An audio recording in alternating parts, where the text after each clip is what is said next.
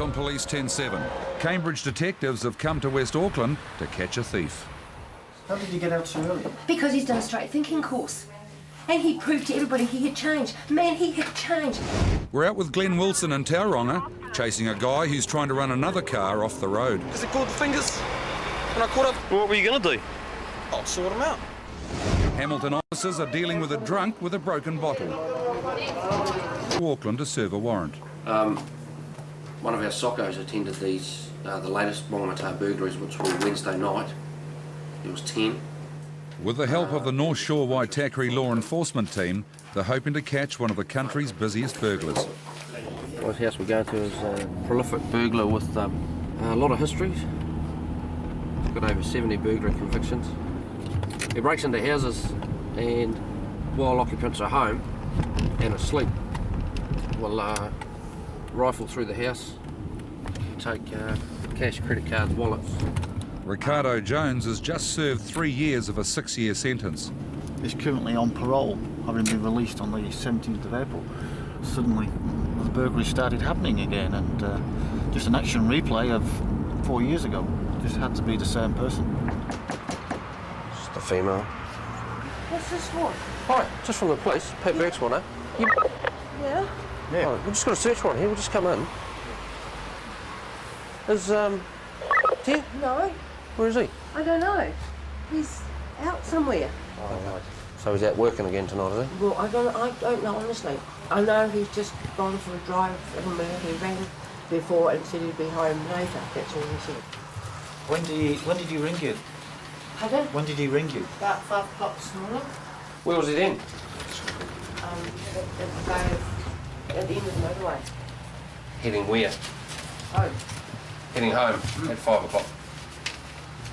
It doesn't take long before property from the burglaries starts to turn I up. won't receive anything. One watch with a marlin on. That's exactly what we're looking for from Cambridge. That's he brought it home, and there's also another. That's from a burglary in Cambridge this Monday. So, bingo. We just got to find him. Maybe we should move the car at the door. Honestly, I didn't know about it. I freaked out. You didn't know he'd been released? I knew he'd been released. Yeah. Because I had to go and pick him up, and he was released earlier than what he should have been. But I didn't know he was doing what he's doing. How did you get out so early? Because he's done a straight thinking course. And he proved to everybody he had changed. Man, he had changed. His temper's not as bad. He had really, well, we really thought he'd changed. But he hadn't changed, and once again Sally finds herself trying to protect her own stuff. That's fine. I brought that myself, and I have got in the bottom drawer, there's a Michael Hill. Yeah, I do home care, plus I do private jobs. Now, I paid that off yesterday. That's out of my own money. And I had to take it back to get it sized because it wasn't fitting. Another clue police have picked up is an imprint of the burglar's I knew that shoe. was digits. What sort of shoes is he wearing at the moment? Oh, well, I said Have you that.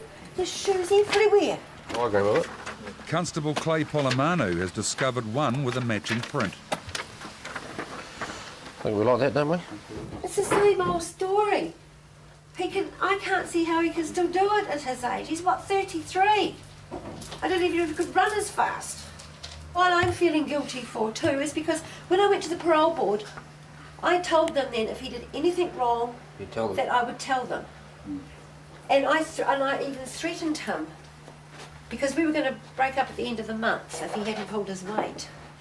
The searchers turned up a real estate guide for properties in Whangamata. It appears that our man, while he's still in prison, makes inquiries with a real estate agent at Whangamata. Obviously about houses on the market. The booklet had been sent to Jones through a PO box number. Oh, here we go.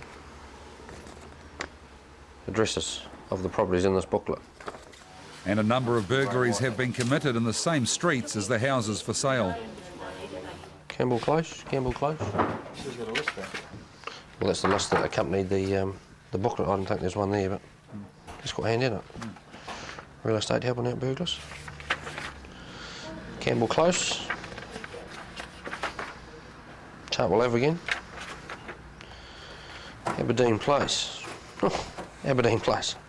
As Pat Burke checks the addresses, a car pulls up outside. Is he here? Yep. It's Ricardo Jones. Yeah. Pat Burke's one, eh? Yep. Come on. Yep. Sam Exley, Cambridge. Yep. How's it going? Good. You know, 4 years ago I did all those burglaries in Cambridge. Yep. And last Monday night, I'm back working in Cambridge, and what happened is the same thing again. Action replay of 4 years ago, got 5 burglaries the same night. Yeah, around it. So he's back in town. Yeah, up and down, yeah. What we've been doing this morning is that since we've been here, we've been executing a search warrant at this address. Yeah. In relation to those burglaries, and all the burglaries in Wongamata. And this watch here was taken in a burglary in Cambridge Monday morning. Yep. So we go from here? Well, we need to talk to you. But before Yep. you say anything, you've got to advise you that you're not obliged to say anything. Okay. Anything you do say is going to give any evidence. Jones's wallet contains foreign currency and gift vouchers. 150 rand plus Rebel Sport Whitcourse vouchers. That's stolen from a car at Cambridge. Yeah, I haven't been down to Cambridge. Where have you been last night? Well, all over the show. Friends' houses. Yeah, what have you been doing? Doing burglars last night? No. Even his reasons for having money point in the direction of another crime. Well, you don't normally take. I've got some money on me now, but that's from Lotto. So I've got the receipt for that somewhere. Yeah, we've seen that receipt. We know where that lotto tickets come from too. From a burger at Wongamata. Yeah. $410. All we want you to do is sort things out. Yeah. You know what's going to happen to you, don't you? Mm. Because you're still on parole. Yeah. Let's just get these matters cleaned up. It's Wongamata. Oh, yes, maybe more, yes. Not yours. Yeah. That's because it's someone's from Wongamata. I mean, we're getting a lot of complaints because they're all coming to us Yeah. of how you act at burglaries and how you get in and people are asleep and you're taking their stuff. So they're all coming to us. So we're better to get everything squared up now Yeah. than have to come back and see you again and again and again. Yeah, I know. And it, you know, get it dealt with one bang, you know. I know I need some help though, eh? Yeah, well that's Finally, Jones begins to crack. I just find it too hard for myself out here. on the outside. Well, Do you mean? I don't have any support from anybody, you know what I mean? What about I really tried when I got out, really did, but what about prisoners A? I don't do anything. What about probation? The admission that he needs help is the first time Jones has acknowledged he's been thieving. And a search of his car reveals some very wet clothes and all the tools a burglar would need. Fuck, saturated, eh? The whole lot of stupid night to be at burgling. Gloves. Tools of the trade. A search of the garage reveals a fine collection of fishing rods, and only some of them belong to Jones. Plus the green fishing box are his, and the rest isn't. Oh. So that's quite helpful. Eventually it's time to take Jones back to Henderson Station for an interview that would decide his future for some time to come. From here, we'll obviously interview him. He's got a fair bit that he needs to talk about, clear up. There's probably found there that connects him to at least a dozen of the burglaries. As I say, we'll interview him and be put before the court and duly dealt with. Jones pleaded guilty to 20 burglaries and 5 thefts and was recalled to serve the remaining 2 years of his original sentence and given another 5 years on top of that.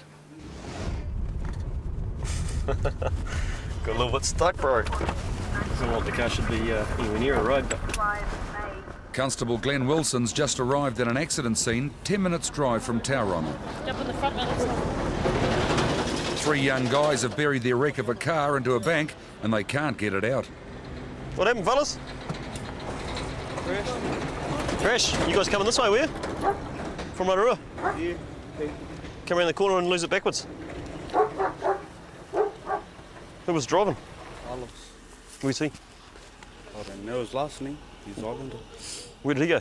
He went to go get some help. He got picked up just over here. Who? Got picked up just over here. Which way did he go? That way. Back to Vegas. Yeah. Everybody has the same story. Some guy called Carlos that none of them really know was driving the car and he's walked all the way back to Rotorua. Carlos reckons he knew where it was. Oh, and you don't know Carlos's name, though, eh? Just his front name.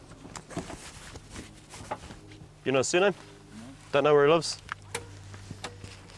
A few minutes later, Jason decides he's not going to get away with this and he admits to Constable Nicky Schraft that he was driving. Okay, I'll just... I think that fella, they've said he was driving. The yellow one's forbidden to drive, so he needs to check them. Sweet as. And to make matters worse, he hasn't got a driver's licence, and he's already been forbidden to drive.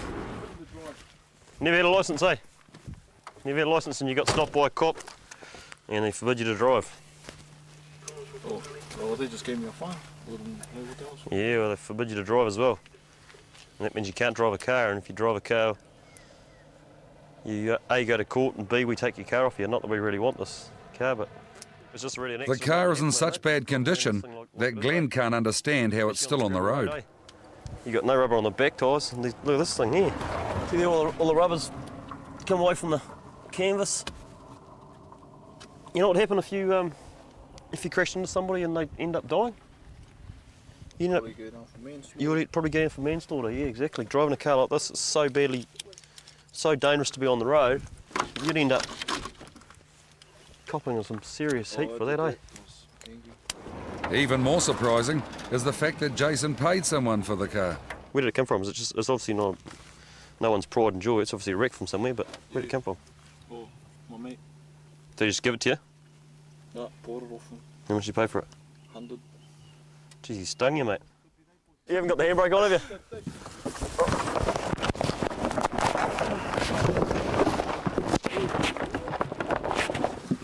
It's lucky the crashed into a bank and not someone else. The car was moved off the road to wait for the tow truck, and police began to wrap up the scene. You know what, mate? Go on, let's go, eh? And just process you for your driving whilst forbidden, okay? Is that a total? No, just down here in Gretton, yeah, just down the bottom of the hill. How are they getting? Are they? Oh, I think they're going to be walking, I think, yeah. Oh no! With Jason's mates on the long road back to Rotorua, Jason gets taken off for processing at Gretton Station. He pleaded guilty to charges of careless driving and driving while forbidden. He got 80 hours community work and a $200 fine. And Glenn Wilson heads back on the road, chasing a driver who's been accused of road rage. Comms H28. You got a complaint forthcoming? Another driver has called police on his mobile phone to complain that he's been chased all over Tauranga by a guy who seems determined to run him off the road. What have you been up to, Dylan? I know why I'm getting pulled up. You do? Yep. Tell me about it. Because he called the fingers. When I called up to him and told him to pull over, why did he do a stupid thing like that?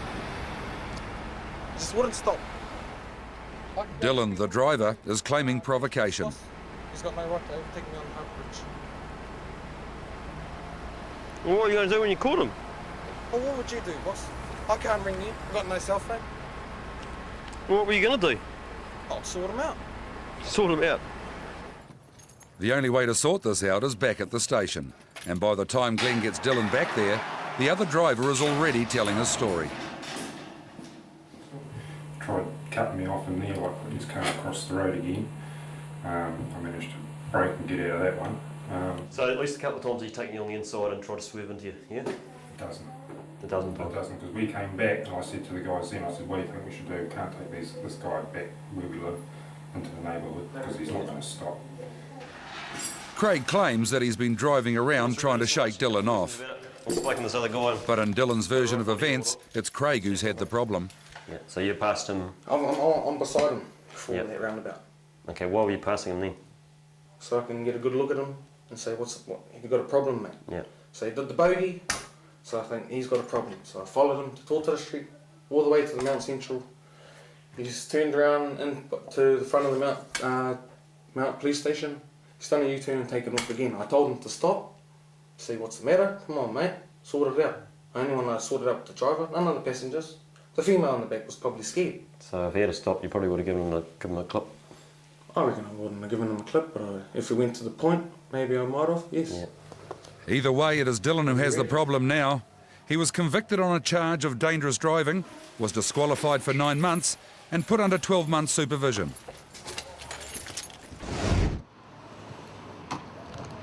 It's late on Friday night, and Hamilton police have been called in to talk to a group of drunks in the middle of town. Hey man, good night. Yeah, see, just having a check up town, we're walking up and down town. Oh yeah? Busy up there? Oh, now I started being right up. I'll just start from down Peacehaven there and just make my way up there. Do you know this guy? No, just met up with his... Well, Constable Paul Vanderzee's talking to one of the group. A few metres away, another young guy suddenly pulls a broken bottle out of his pocket.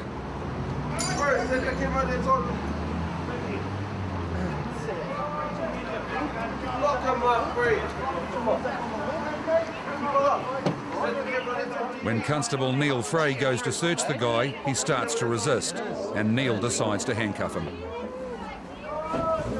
Hang on. Got it.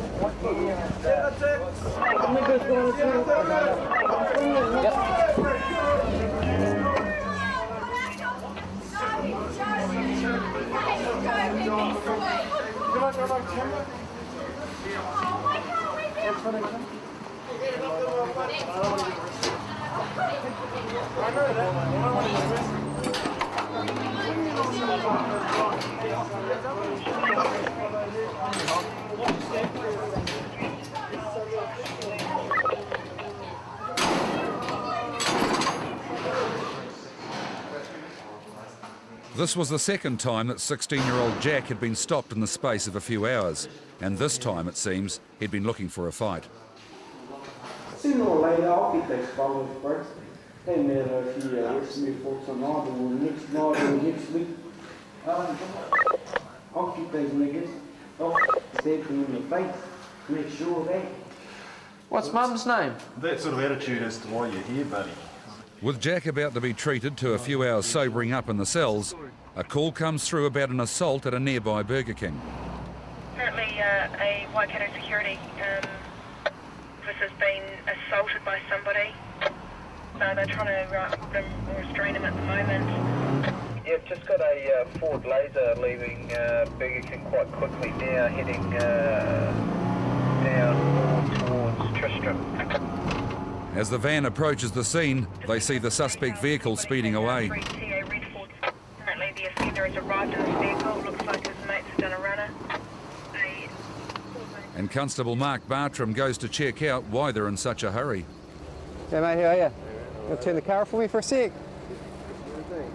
What are you taking off away from Burger King so quickly for? Oh, these guys are waiting my mate. The security guard's there. There's this guy, we went into Burger King, and the security guy came up to our friend. We went in there and he said, leave, what did he say? Oh no, then he just came up and Chris went to go walk like that, and the security guy grabbed him, pinned him down, like slammed him on the ground, and started being very aggressive. And Chris was like, what are you doing? What are you doing? And he said, I don't know what happened, but then he started going really aggressive and throwing him around and stuff. He said, I've got you under arrest, I've got you under arrest. What did, is it Chris, is it? Yeah. What did Chris do to the security guard first? He went up to get a burger, he goes, I'm going to get a burger, and he goes, no you're not getting a burger. Okay, just wait there, eh? It's just up there. Is Chris up there, is he? Yeah, Chris up there. The security guard's giving him a call all the time. Back at the burger bar, Chris tells Sergeant Morgan Coutier a similar story. He's the one who's been assaulted by the security guard. Food? Yep. And he wouldn't let you in? He said, you're not allowed in here, and all I said was, what? And I took one step forward, and he slammed me into the ground, and tried to. I can confirm that. I don't even know who he is, but I saw it. Okay, go I'm away. sorry. No. Go away. Okay. Go away. Okay, as I said, you know, he works here. He got honestly, a job to do. He honestly didn't give me a chance, man. All right, then we'll get his side of the story, and then we'll weigh things up. Once we've heard his, I've got yours now. Yep. The security guard's story is that Chris and his friends had hooned into the car park, and he told Chris he wasn't welcome. Yeah, okay. Well, he was given a warning, and you know, like if the guy's going to say you're not allowed in here, then he shouldn't try to push past. Right. So we'll just wait till Chris, okay, this is the story. We've had a talk with both of you, and what's happened is you've tried to get in there, and the man who's in charge of the security here has blocked your path, and you've tried to go through, and there's been a struggle. Okay, so what we're looking at is a couple of things. We're looking at you being arrested for disorderly behaviour, or even assault because you pushed past him. I did not push past him, he grabbed me. Okay, there's a grey area here, and we'll give you the benefit of the doubt.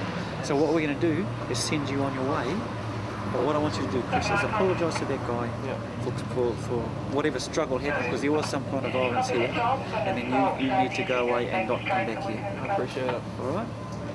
I'm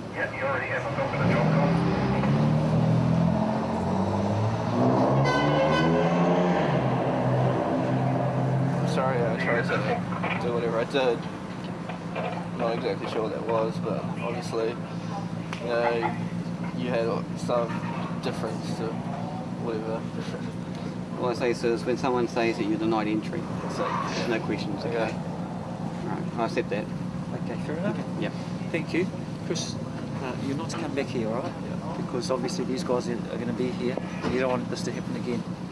After stumbling through his apology to Craig, Chris disappears into the night.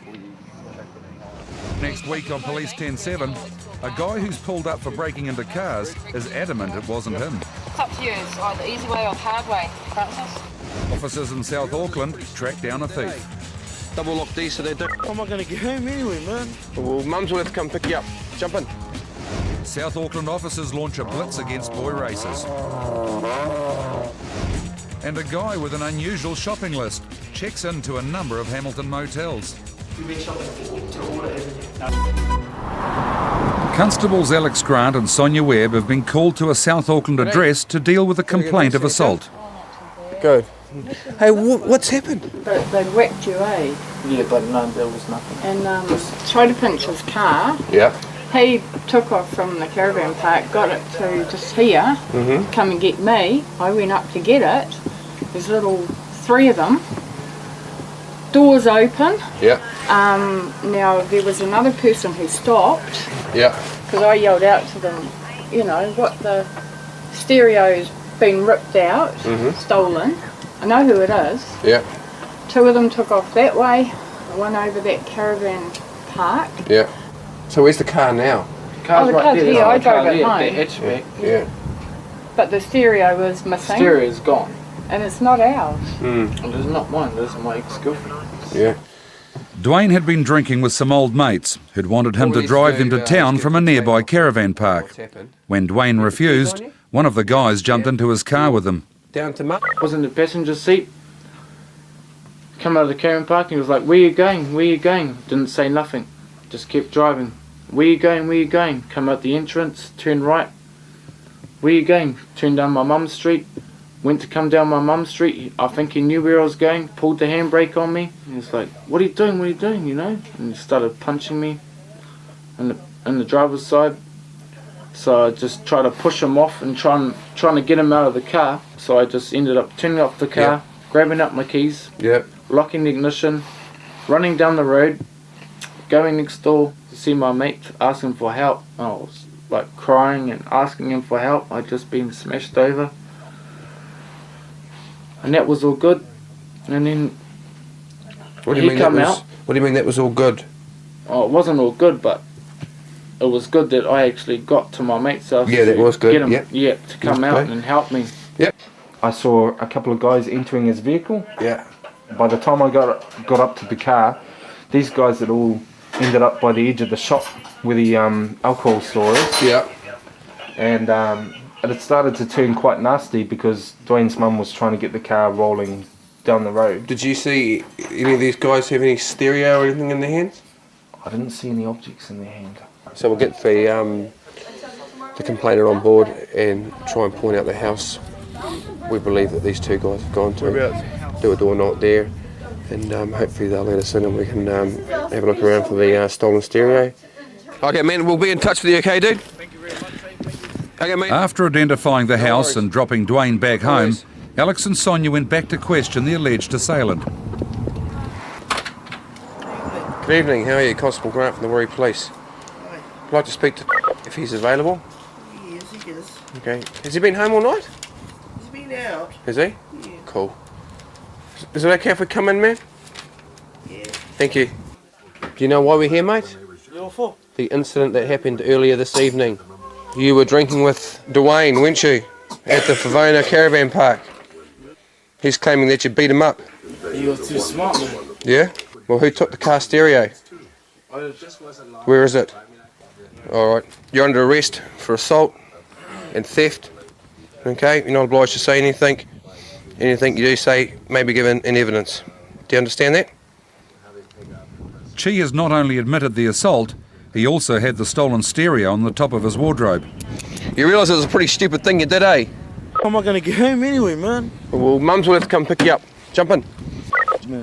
By the time they made it back to Wirrie Station, a storm had started. Run, over there. Bit better. At the station, Chi was processed and bailed to appear in court 2 days later. Sweet. At his court appearance, he pleaded guilty to charges of assault and theft and received 12 months supervision. Constables Sonia Webb and Alex Grant have been called to a Mangere bar, where a suspected thief is being held by security guards. We got a call that the doormen were holding some guy that was caught breaking into the cars. Hey? That's you, is it? Oh, yeah. Where is he? G'day, mate. How are you? What have you been up to today? Tonight? Pretty much just drinking, officer. Yeah? Okay, just a minute. How did you get that? No, because someone knocked me to the ground. Why would someone do that? Oh, because they thought that I was the one that broke into the car, but it wasn't me. I had nothing on me, nothing at all. Francis has already tried to get away once that night, so Sonia decides to cuff him before they check the car park. Okay, this is for my safety, okay, my partner's safety, okay? You're going to go and have a look at these cars, eh? Yes, okay. Follow this officer, you think? Just before we go out there, I want you to be straight up with me, alright? Okay? Yes, sir. Alright. I don't want you to tell me any lies. I'd much rather you tell me the truth. Okay, because I've got a witness that's seen you. Okay. Fudging me on that car, so be straight up with me, I'll be straight up with you, right? Yes, sir. Okay? Yes, sir. Cool, mate, let's go. But Francis is claiming that when he was caught, he was just running across the grass to get home.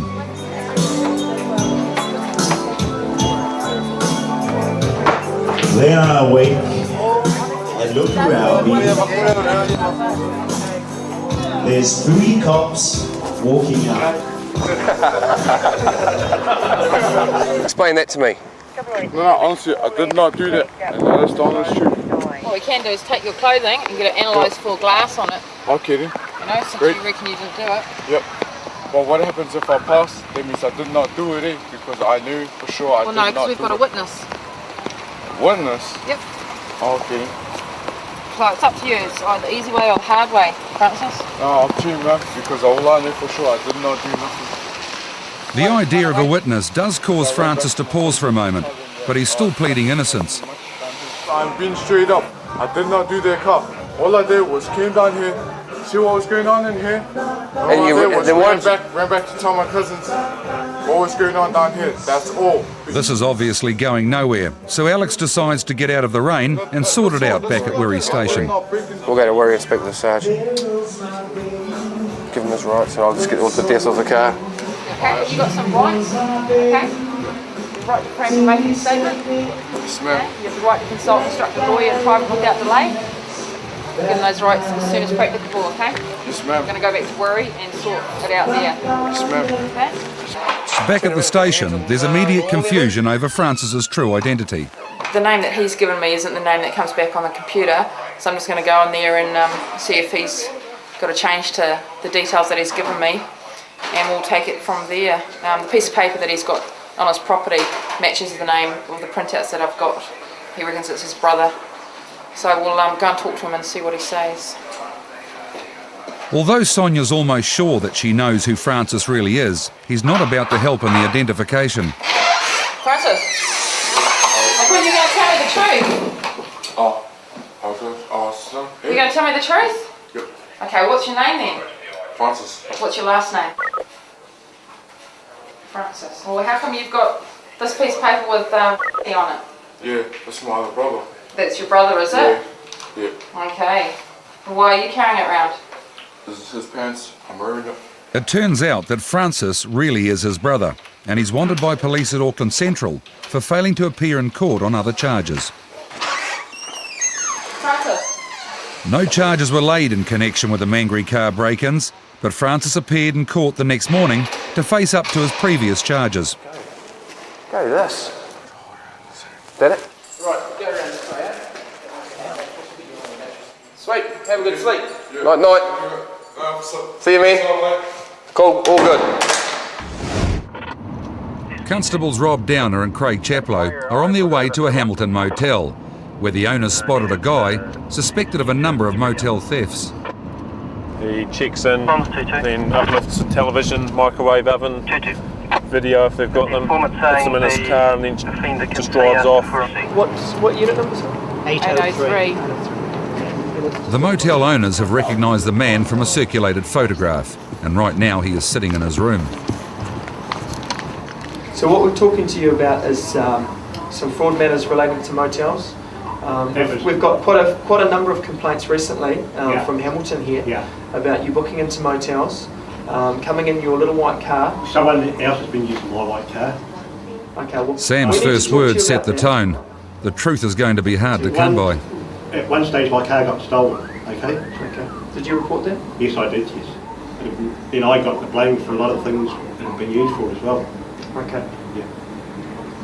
And I haven't been down to Hamilton for a long time. I don't think you're telling me the full truth. I am telling the truth. Because you've been identified, your car's been identified quite recently, in fact, last week. Yeah. We had a complaint from a motel that you left without paying, and also you took off with a microwave and a television. No, I didn't. No, I wasn't down So you're denying that? I wasn't down here last week at all. Okay. With the conversation going nowhere, Craig decides he's got no choice but to get Sam back to Central. Okay. From now on, you're under arrest, okay? No, I'll talk to you. You're I'll under talk to arrest. you. I'll talk to you. So sit down and I'll talk to you. No. Well, you can talk to me, but how about we talk back at the station? Sit down and I'll talk to you now. No, you're under arrest. I promise to talk to you now. You're under arrest. You're not obliged to say anything. I'd rather talk to you now. Give it an evidence. I'd rather talk to you now. All those rights that I explained to you before. I'd rather clean up everything here. Please. Yeah, well, no, we can sort that out later. You can to come with us now, okay? Okay, I'll promise to come with you. Can I talk to you now, please? Yeah, talk to me now. Sit down so we can talk, please. What are you going to tell me? I'm going to tell you something. Sit down. Okay. You start talking and I'll see if it's worthy of writing down, okay? Yes, I was down here last week. Yeah. Okay. Yes, I did not pay a motel. Yep. And yes, I didn't take a TV. Okay. How many occasions has this happened? Just once. But the claim of just once is just another lie. It's all right if we have a look inside? Yeah, sure. A check of Sam's car reveals the proceeds of 2 other motel rooms, although even that doesn't provoke Sam to tell all. I got them from an auction. I go to auctions occasionally. Okay. And what use do you have? Sorry? What purpose do you have for having 2 TVs? I go to auctions occasionally. Yeah. And televisions and game shops occasionally. All right.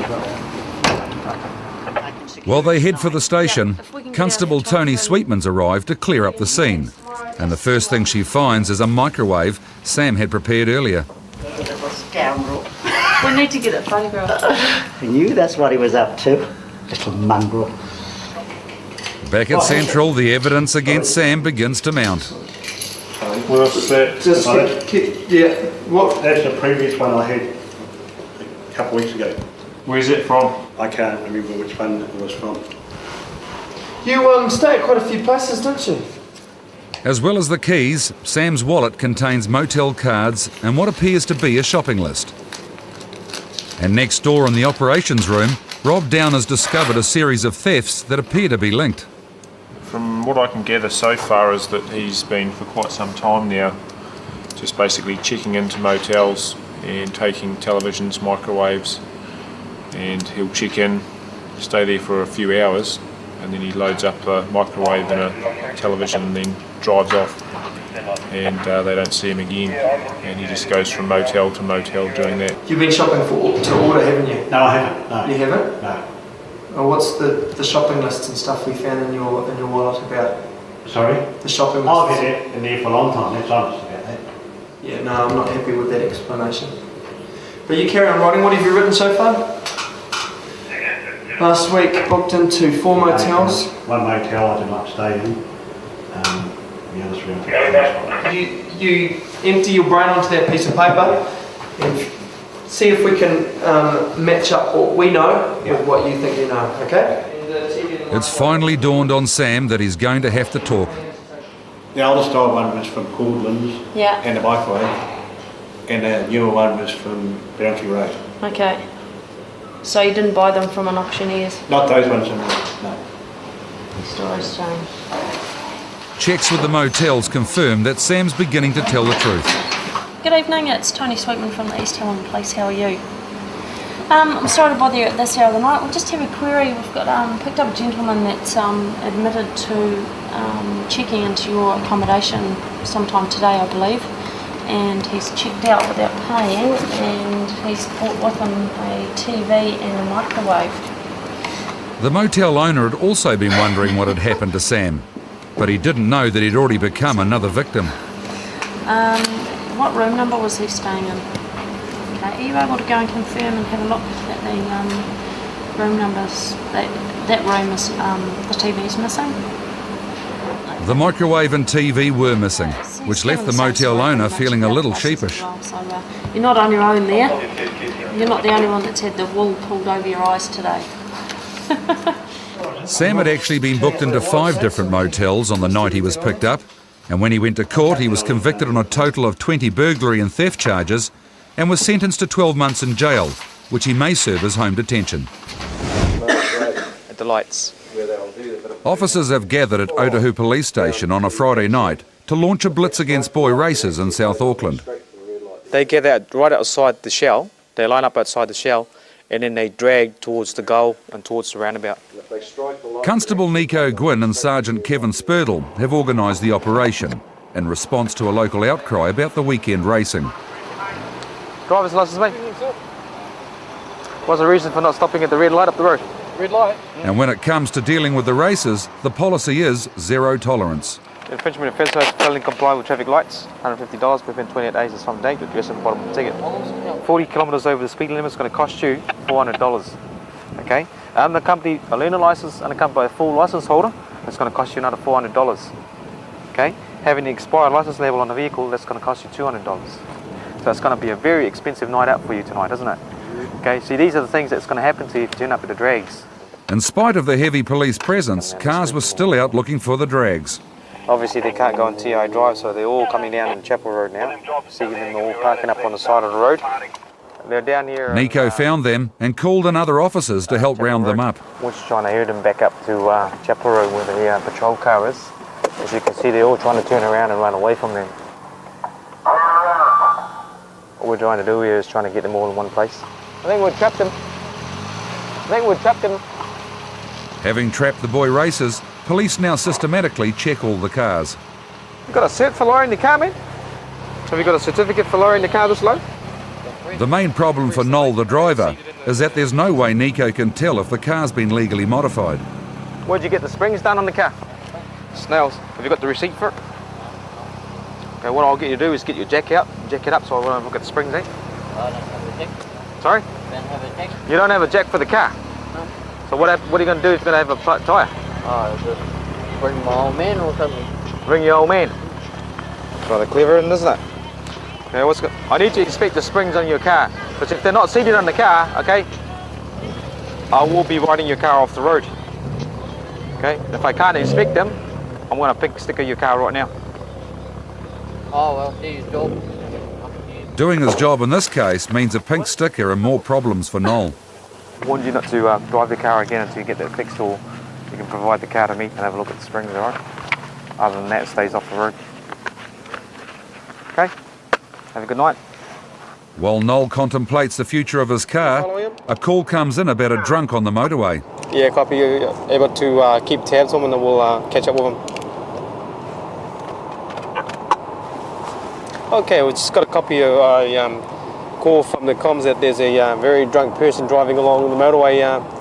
Came off at Otahu, did a U-turn and now he's heading back onto motorway northbound. So we're trying to catch up with him, see if we can get this fellow off the road before somebody gets killed. Are you able to update us on where the whereabouts of this car? Roger, 1k south of Green Lane, speed now about 85 k's, over. Copy. The car Nico's chasing is a few kilometres ahead. Has it gone past the northwest of the motorway? Affirmative, gone past the northwestern motorway, heading north. Copy. As the drunk approaches the Harbour Bridge, a motorway unit picks him up. Okay, comms has just stood us down because the motorway units have come on from Fanshawe Street. As you can see, they're up ahead now.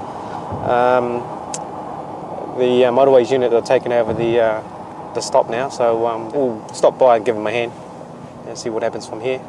And help is needed. By the time Nico gets out of his car, 2 officers are already struggling with the driver. Okay. Stay down. One arm, please. Yep, there you go. Second arm, bring your arm up. Come on. Police had been kept informed of the drunk driver's whereabouts by people in a following car. We're coming on the on-ramp at Avondale and we just spotted a guy who's swerving all over the road and he just about hit the barrier twice going on the on-ramp and followed him all the way over here to the shore, over the bridge where the cops picked him up, and all that way he's been swerving all over the road. With the driver on his way to motorway control, Nico heads back to South Auckland, where the boy racer operation is dealing with its last customer of the night. What we got here is we've come across a case where the exhaust is a bit too excessive, noisy. So what happened is Sarge is trying to keep the engine revving at 3,000 revs while we take a reading on the meter.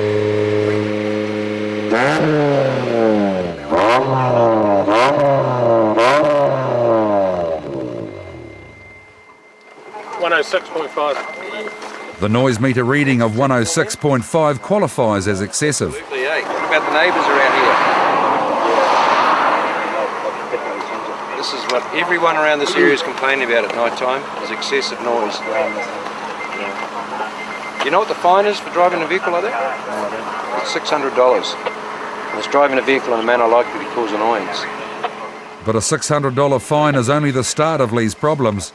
He's not going to be able to drive this car again until he quietens it down. Once you've got the sticker on your car, you've got to appreciate that you cannot take it off. Yep. If you take the sticker off your car, it's a $600 fine. So you must appreciate that whatever you do from this point on, that you use your vehicle only to get it fixed. Lee's ticket was just one of many issued during the operation, and for one weekend at least, the streets of South Auckland were quiet before midnight.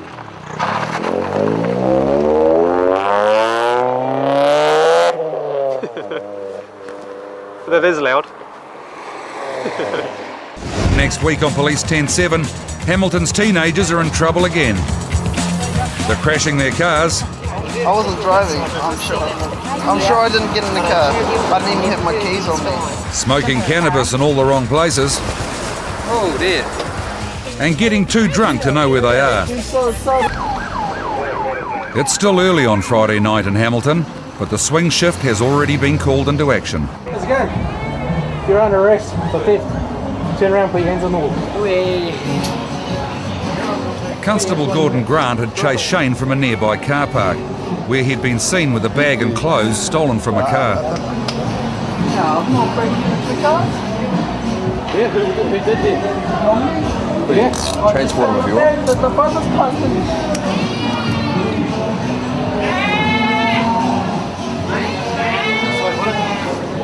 By the time they'd caught him, Shane had ditched most of the stuff he'd stolen, but it had already been recovered. Stolen property's been held by the bouncers at the bank. Good stuff, yeah. Where is the bank, is it? While Gordon Grant went off to get the stolen property back, Constable Andrew Osborne spotted a couple of teenagers staggering around a nearby alley. What street are you looking at in Fairfield? Ross Crescent. Ross Crescent. I'll let you in on a secret, eh? Yep. Ross Crescent isn't not in that direction. Hi. All right. It is so. Ross Crescent is in Fairfield. Do you want to direct us? Pardon? It's on Holland Road. You want to direct I can us? tell you about Do we? that much. How old are you? 17, bro. Have you got any ID on you? Sorry, mate. Just joined up the Kiwi Bank. How about you, young lady? I'm 17. Catch you up. Hey, no, I haven't finished with you. Well, the girl Maya isn't too bad. George can barely stand up. Police decide to take him back to Central for safe detox. Too much to drink. Oh! Hey. You shouldn't be drinking. What are you doing? Come away. Where you going? Police station. Just come back this way. At least you want to go as well. No. No, don't hold my hand. Fortunately for Maya, her other friends turned up, and she didn't have to join George on his way to the station. No. Come on. You are. That's who. Take it down. Can you turn that thing on? Like me? Be polite now, ladies. Be nice. Please, I'm sorry. Please, I'm sorry for making those comments. Back at Hamilton Central, George is taken off to have a sleep and Shane is taken to the processing room. This guy theft Dick's car. And the other one's a detox. Although he's dumped most of the stolen stuff, Shane's forgotten about a fork in his tracksuit. What's that? What's that, sir? What's that? What's it for? The bent fork is a favourite tool of people who steal from cars. One of your bros handed it to you. Did they? The search also turns up a perfume aerosol. Whose is this? I found it out of that bag. Where's the bag now? I dropped it. What did you drop it for? Because they said it was stolen, so I just dropped it. So you took that out of the bag? One of the brothers passed it to me, so I just stuck it in my pockets. So how dumb do you think we are? Yeah. No, I didn't break it. Yeah, whatever. Shane was taken back home later in the night and his case was referred to Youth Aid. A little while later, Andrew Osborne was back on the road on his way to an accident scene. Com 21107. Hey, how's it? Two young guys have been pulled out of their wreck of a car and an ambulance is on its way. There's glass on my head. Just a little bit. Ow! What happened? Let's go find You're in a skid car marks starting accident. Katie. With who? With yourself. Is the other person alright? The other guy's fine. The first thing neighbours knew about the accident was the sound of screeching tyres and a huge bang. Anyone see it? No. We just heard it next door here. Although a guy in a following car had seen it all. Did you see it? Oh, okay. The cars crashed over a bank, through a fence, and been pitched against a brick wall. What? Where's my car? The impact of the crash has caved in the car's roof, but miraculously nobody's been seriously injured. It's a lucky boy. Smells pretty bad of alcohol, eh? Although the drunk teenage driver still thinks he's got a chance of talking his way out of it. I wasn't driving, I'm sure. You come off the road, just up here, get loaded down into a property. I wasn't driving. You weren't driving? No. Who was the driver? I can't remember. I'm sure I didn't get in the car. I didn't even have my keys on me. Who was in the vehicle with you? Yeah, we were messaging. I don't know. I wasn't driving. Jack's memory lapse didn't help him in the end. He had twice the legal amount of alcohol in his blood and had to give $100 to charity, make reparations to the owners of the property he damaged, and was disqualified from driving for 3 months. Are you getting a ride home? Constables Mark Bartram and Tyra Jacobson are on patrol in Hamilton, and they've come across a drunk guy who's mistaken them for a taxi. No, we're not getting you a ride home. We said, are you getting a ride? You go on, Albert. Look up. Get him home, hey, so he doesn't get in trouble. Get him home so he doesn't get in trouble. We don't want you getting in a fight, eh? We need to get home because we don't want you to get in a fight. To make sure the guy stays out of trouble, Tyra calls the watch house where police monitor security cameras around the city centre. Watch house I-11. Go ahead, I-11. Yeah, there's a really wanky guy on Victoria Street, just north of Collingwood Street, on the left-hand side if you're going north. Can you just keep an eye on him? He looks like he might be getting in a fight soon if he doesn't watch himself. We told him to get a ride home, but you just keep an eye on him, please. Copy, got off on him now. In fact, other officers had already stopped Peter out of concern for his safety, and in the ensuing struggle had managed to get handcuffs on him.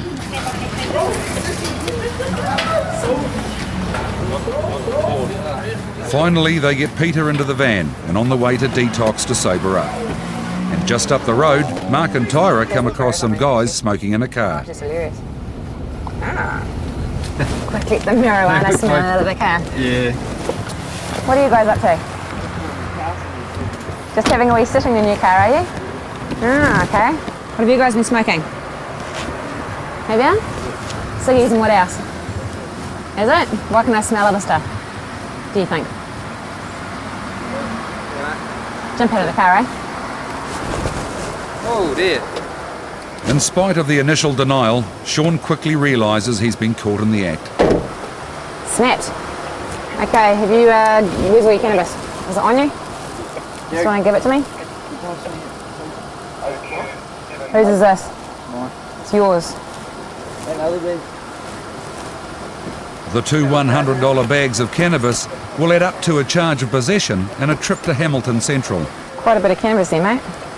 Hey. Oh, that's cannabis. Okay, you are under arrest for this. You're not obliged to say anything. Anything you do so may be given in evidence. Okay, you have the right to consult and instruct your lawyer without delay and in private, and that right will be given to you as soon as practicable. Do you understand all that? Okay, very good. Straight through. Good man. Unfortunately for Sean, he had only just bought the cannabis when police turned up. Just had one joint or a couple? Just one, that was the first one, and you guys came over straight away. Oh, did we? Yeah, it was like, oh. On to it, eh? Yeah. Sean was processed, bailed and taken home and was later given diversion.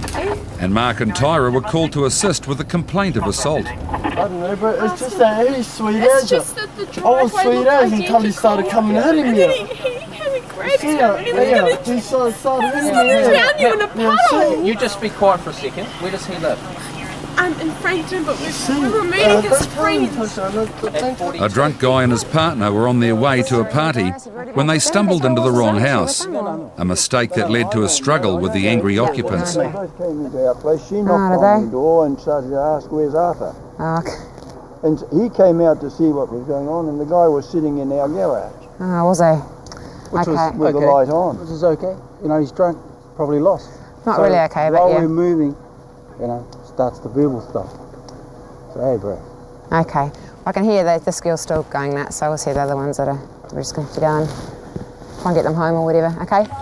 Down the road, Arthur, the drunk guy's friend, is going off at Constable Paul Vanderzee. What do you want? Do you want to get locked up? No, sir.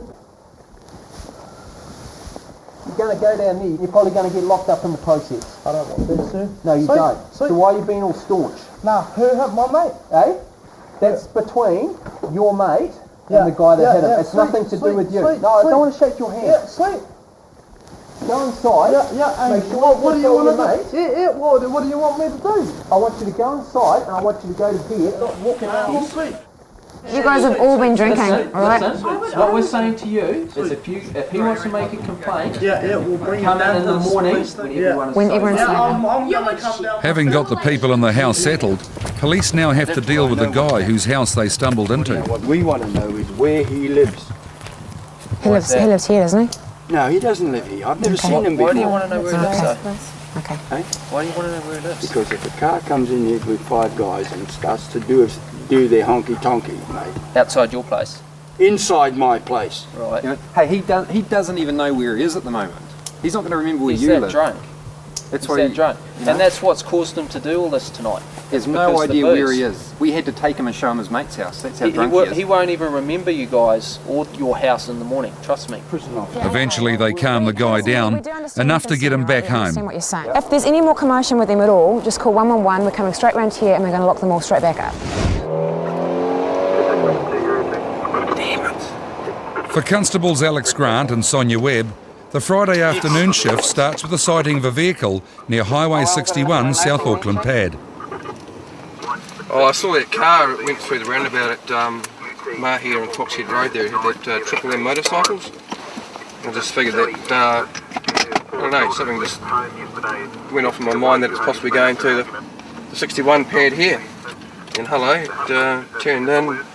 So I'll just note the details down and forward it through our motorcycle gang unit. Here's one of our friendly locals guarding the gate. Next up for Sonia and Alex is a vehicle checkpoint in Wirrie, and not long after they arrive, Aubrey pulls up. How long have you held your learners for, man? 6 years. Oh yeah, 6 years? Yeah. How come you haven't got past the first stage? Oh, I wasn't really a driver and only got it and didn't have a car for until... Oh yep. now. Whose is this car? Yep, and it's registered to you. Cool, yes. Aubrey was off to get some milk and is now fearing the worst. Oh, and all sorts. You must probably try everything you can possibly find on me. Then bring it back in bulk. Then a big fat court date. Oh, geez, the cops are looking at us.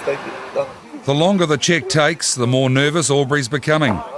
As an unaccompanied learner and with no registration, this could be very expensive.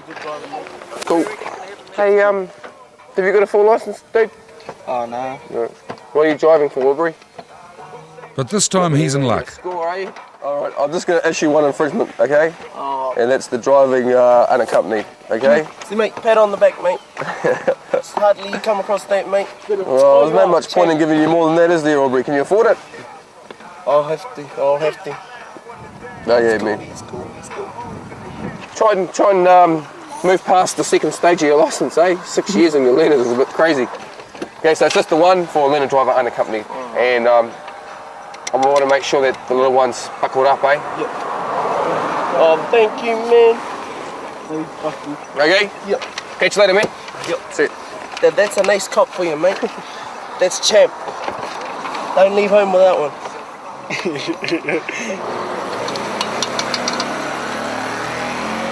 While Aubrey's driving off, a motorcycle approaches the checkpoint, does a U-turn, and Alex and Sonia are immediately in pursuit. Okay, left or right? Yeah, went straight up. Cool bananas. Right, after check to me. Okay. Hey, I'll just get you to move your bike past the roadworks, eh? Do you want What's the problem? Stopping you for a licence check. Sorry? Alex doesn't quite catch the reply, but the rider's feelings aren't hard to spot. Yeah. Oh, he's just been a bit of a clown. So we'll stop and have a chat to him. Fire your bike up like that again, and you'll be getting a ticket for $600, driving causing annoyance, all right? Got your licence on you? Yep. Take your head off for us, mate. Take your helmet off. Hey, take your helmet off for us, all right? Well, can't you see my face? No, I can't. Take it off. Take your helmet off. Please? Please. Yeah, that's better. Just no need to get all aggressive, Yeah, all right? oh, shit, man. What's the problem, Tony? Yous. Why? Well, why are you pulling me up? For a driver's licence check. Yeah, well, here it is. Yeah? Well, put my helmet back on. Just leave it off when I'm speaking to you, all right? No, I don't know. Get it, mate. You see my... No, I'm checking your helmet for its safety sticker. It is? Yep. Can I look at it, please? Yep. Yeah. After winning the battle of the helmet, Alex discovers that Ellen doesn't have a full motorcycle licence. $400 ticket, all right? Hey? You got a $400 ticket? $40 ticket. $400 ticket. Oh, okay. yeah, I know. All right. Hey, don't fire up like that, okay? Because we're only doing our job. Yeah, but what did I do wrong? Just stopped you for your licence check, all right? Yeah. Okay, but getting out and doing that... But I did nothing wrong. I didn't hear anything wrong. How did you get through the red light, though? Because all the other cars were stopped for it. Oh, I can see my... Okay, dude. You know, the rest of the day, payable within 28 days and... $20 a week. Yep. Hey, don't forget your helmet. Thanks for taking it off. Cool. Thanks, dude. Constables Sonia Webb and Alex Grant are on patrol in South Auckland, and they're pulling over a driver who's just done a handbrake turn around a roundabout. Do you know why we stopped you? Just braking hard. Extremely hard, wasn't it? Yes. Hi guys. Everyone got their seatbelts on? Manoeuvres like that, you need seatbelts on, eh? Who owns the car? Your father. So how come there's no warrant on the vehicle? Warrant of fitness. Well, come over here and you show me what date it expired. Oh, has it expired? It's 2002. Yeah, well, what's the month?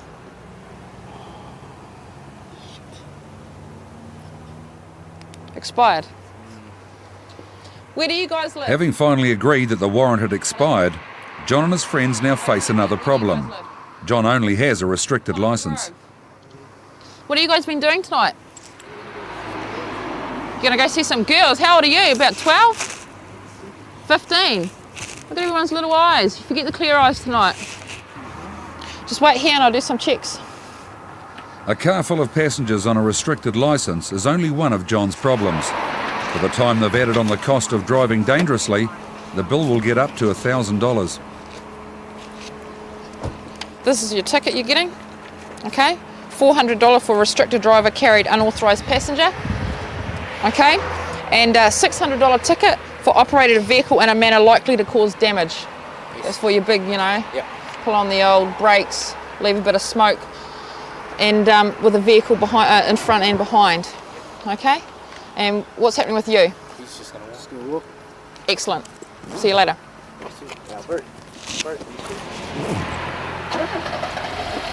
Make sure you go straight home. Yeah, I'm going now. No, I'm telling you something. Make sure you go straight home. If I see you driving around tonight or picking up any of those guys, I'm going to take the car off you for 12 hours. Yeah. Okay?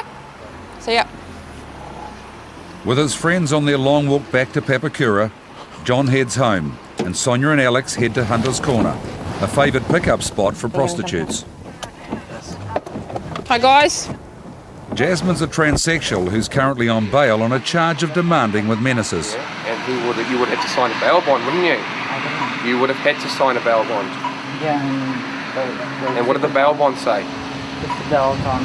Not to go anywhere near Hunter's Corner, didn't they? Don't lie to me. You would have signed the bail bond, and they would have said to you, curfew this, da-di-da that, stay away from Hunter's Corner. Isn't that right? So why are you down here? Just on my way home. I just come back from the bar. So you know you're breaching your bail conditions, don't you? You do. You're under arrest to breach your bail, right? You're not obliged to say anything. Anything you do say may be given evidence. You understand that? You have the right to refrain from making a statement. You have the right to consult and instruct a lawyer without delay and in private, and that opportunity will be given to you as soon as practical. Do you understand those rights? Yeah. Right, let's go. Alex Grant was involved in an undercover operation that led to Jasmine's original arrest. We did a plainclothes operation down here, and I walked up to that teller machine and acted like I was so drunk with withdrawing some funds out. And the young lady came over to me and tried to stand me over for the cash I had. So we'll take her and process her down at Papakura, and she'll spend the night down there. Are you a male? You haven't had a sex change or anything? You're a male. Yep. Jasmine's still legally a male, and the problem Alex and Sonia are now facing is who should do the search. Have you searched him? No, that's going to be your job, dude. No, it isn't. I can't search you. Would you prefer to be searched by a male or a female officer? There you go. It isn't the answer Sonia was hoping for, but Jasmine really doesn't have a choice. As a man, she'll be searched by a man. Although it takes a word from Station Sergeant Wayne Lambie to convince her. You were born a male? You got male genitals?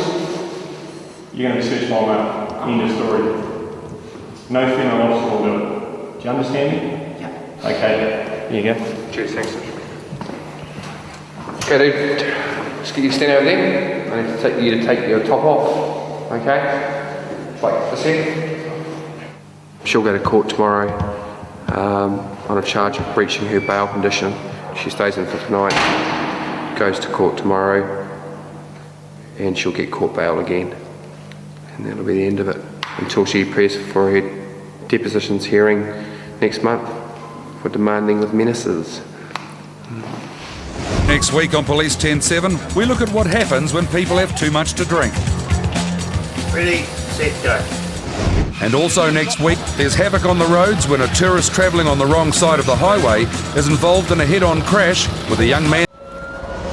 Tonight on Police 10-7, we look at the effects of too much alcohol. Is that you? For some, it results in an excessive loss of inhibition. What do you fellas up to? Go. Keep going. And some become a danger to everybody around. Keep going, keep going, keep going, keep going.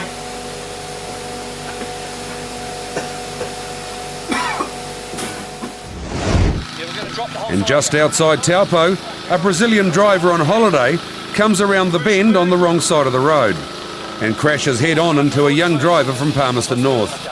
Yeah, we just thought, when you saw a gap, and then we saw the firing come out, we thought... Security cameras in the middle of Hamilton when he spots a man lying unconscious in the street. Go with your number. Yeah, S02E01, just Roger, I can see that. Carry on, Whiskey Sierra 2, and the car will pick him up. I've got him on camera.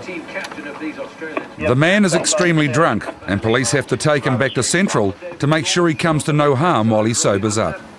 But I think the big danger is the presence of 3 very talented... But he's got no intention of making it easy for police to move him. Tango Golf 287, TG 287, Road. Thanks, Whiskey Sierra 2. Eventually they get Frank into the car and get him back to the watch house, but he still isn't making this easy. Yep, no, he's struggling.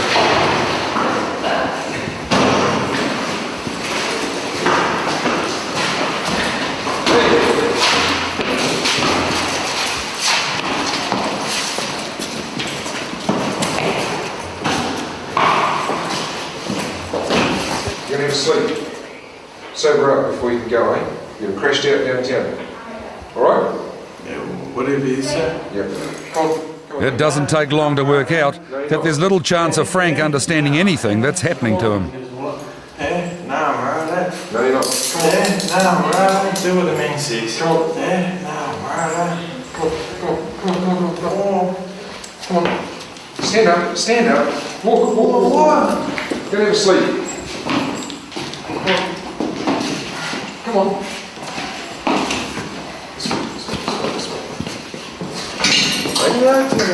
You're going to have a sleep, that's what you're going to do. Before Frank can be put in the cells, police have to remove his belt and shoes. And while the belt's not too bad, the shoes are another thing altogether. Alright. Lift your foot up. Oi, give us your foot. Give me the other one. Lift your other foot up, man. Go on, Tux. There's no point fighting it, we're going to get it off you. Yeah. Don't worry about fighting, man. Come on, push your foot. Well, I ain't fighting, man. No, that's right. The tango ends with Frank in midair as Bruce Davies grabs the last shoe. Right, in you go. Go and have a sleep. Come on. Go and have a sleep. There you go.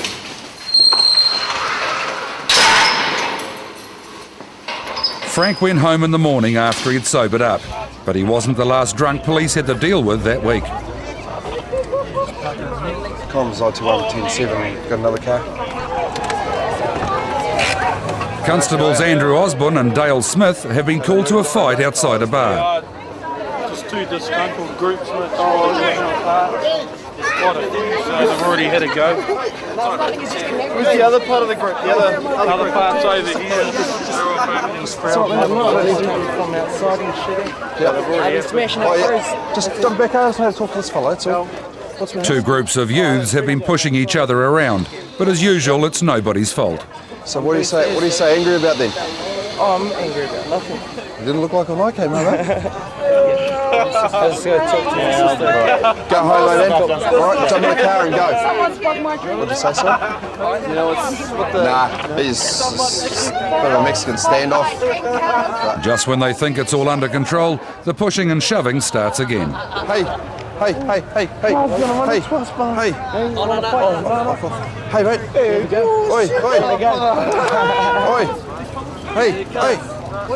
Listen to me. Do me a favour, man, and walk off because we have to start locking people up, all right? Walk that way, let's go. We don't want to get locked up, boy. Let's go. While they've been dealing with this situation, something very odd's appeared on the security camera monitors back at the station. 3 guys are parading without any clothes on. And although the streakers don't know it, Andrew Osborne and Dale Smith are about to arrive on the scene. Oi.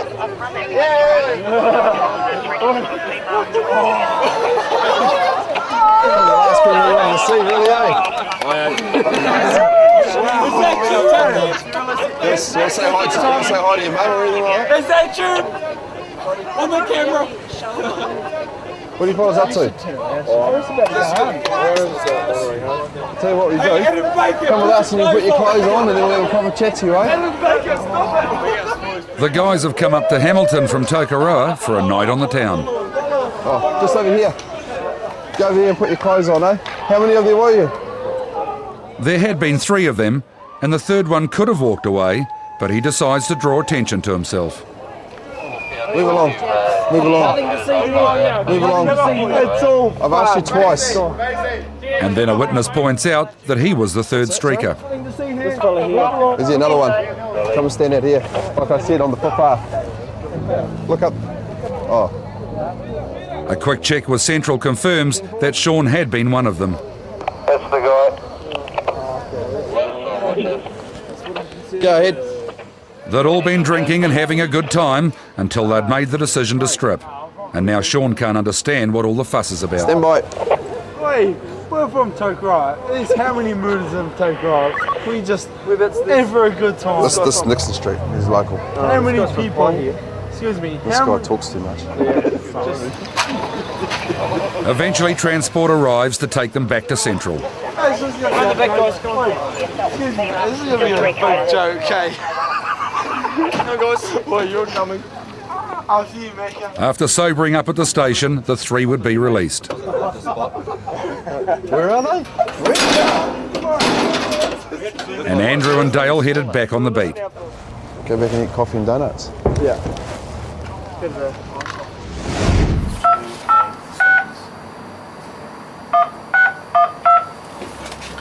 I can give you a phone book with solicitors' names. Yeah. Constable Dale Kahaki has a problem.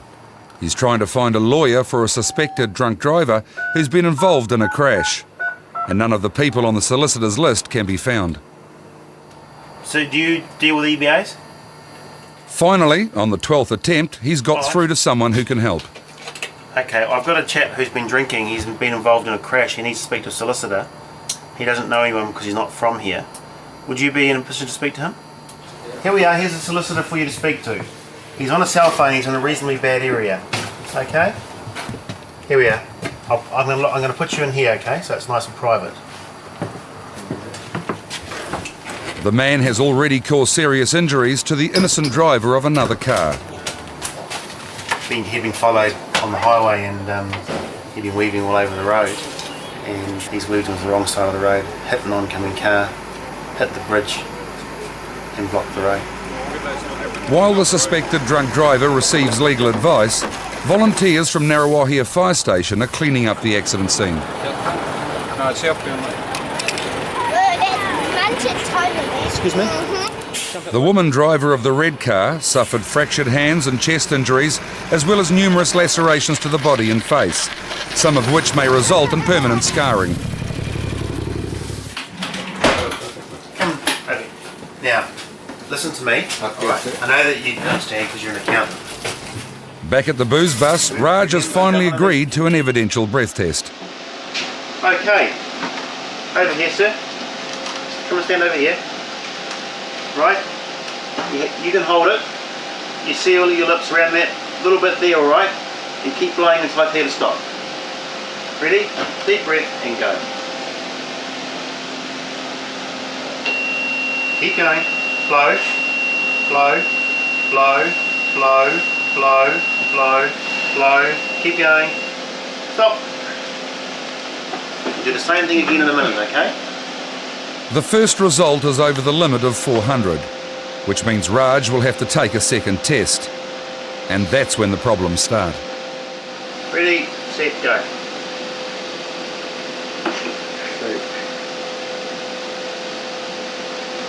So, there you go, lean forward. Lean forward.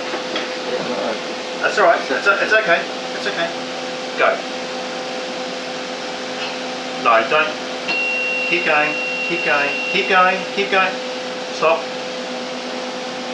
Put your hands further down. That goes on there. Right.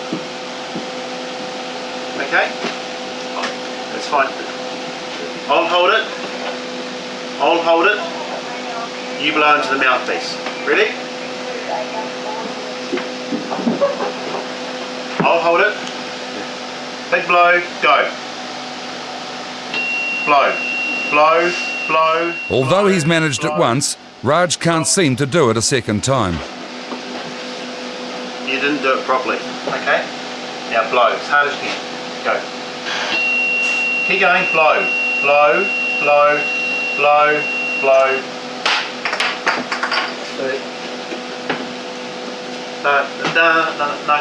No. It's dirty. The problem for Dale is that you have to complete the second test within 5 minutes of the first, and time has just run out. Ready? Lean forward. Stop. No, stop. No. Do it all again. Raj now has to do another 2 successful tests.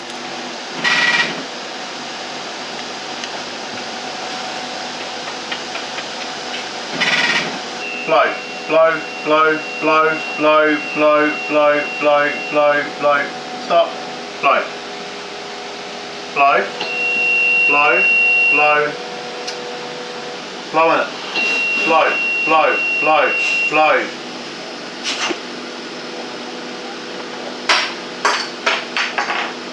Hold it around that little bit there and go. Go. Keep going, keep going, keep going, keep going, keep going, keep going, keep going, keep going, keep going.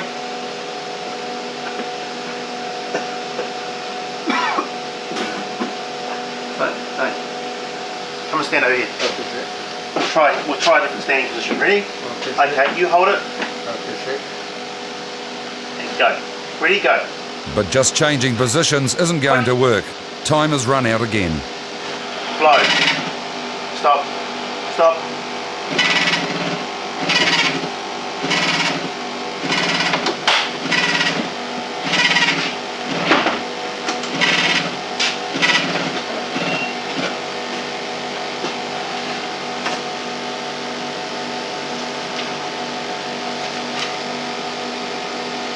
Because you couldn't do that properly, we're going to move on to the next step. Come and have a seat. The next step is a blood test. You're advised that you are required under the Land Transport Act 1998 that a registered medical practitioner or medical person take for the purposes of analysis a specimen of your venous blood in accordance with normal. The blood test would prove that Raj was over twice the legal limit for driving. He was also charged with careless use of a motor vehicle, causing injury while under the influence of alcohol, and was disqualified for 18 months. He was sentenced to 150 hours community service, and he also had to pay more than $3,000 in reparations to the driver of the car he hit.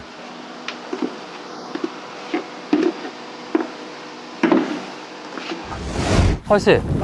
Check speed 117. 117? Yeah, start off 112 and just worked its way up to 117 as you come around the corner. Any explanation for the speed? I've only got my thing on 110. Well... Senior Constable Dean Playdell is working the Saturday afternoon shift on State Highway 5 near Taupo, and today police are targeting excessive speed. The whole purpose of us being here is keep the speed down, take that one factor out of the accidents, whether it's drink driving or fatigue or driver carelessness. If you can take the speed out of it, you're less chance of dying. And on this particular Saturday, there are plenty of people taking a chance with their speed. Hi sir, how are you? I checked speed at 119 k's in the 100k area. Any explanation for the speed? That's your speed there in the red. That's mine in the green. I was just starting off again. You got a full licence, mate? No. Anyone in the car got a full licence? No. You know it's a $400 fine, eh? For breaching your licence? You don't mind? Not much you can do about it, I guess, eh? 26 over the K is $230. Over that's 35 demerit points. So yeah. I checked speed 115. Do you have an explanation for the speed? Yes, yes, yes.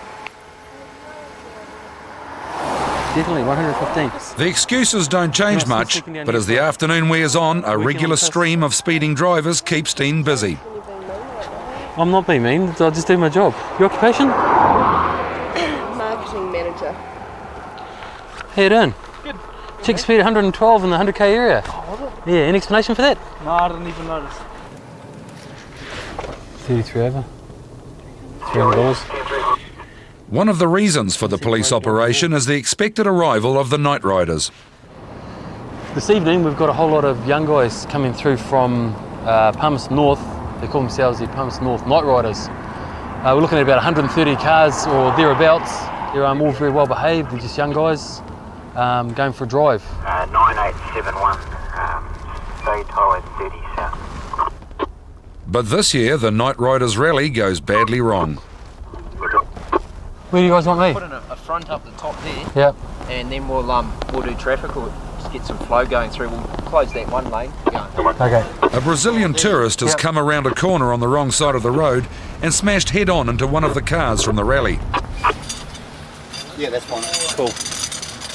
Go right back around. Hang on. One and off, possible?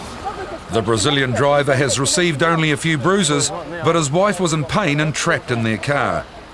The young night rider has suffered severe head wounds and a broken jaw. Possible? Have you got jaws here you can take that off with?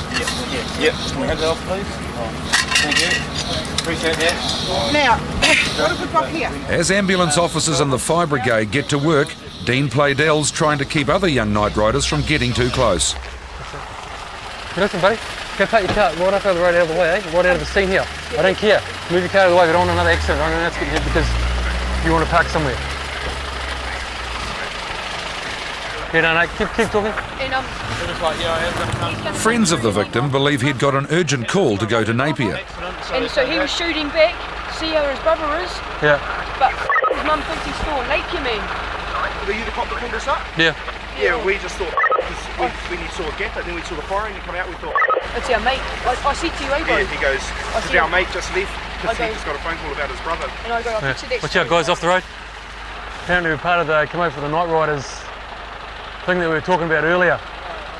Someone's had an accident in Napier. They were actually going back to see them, and they've had an accident now themselves.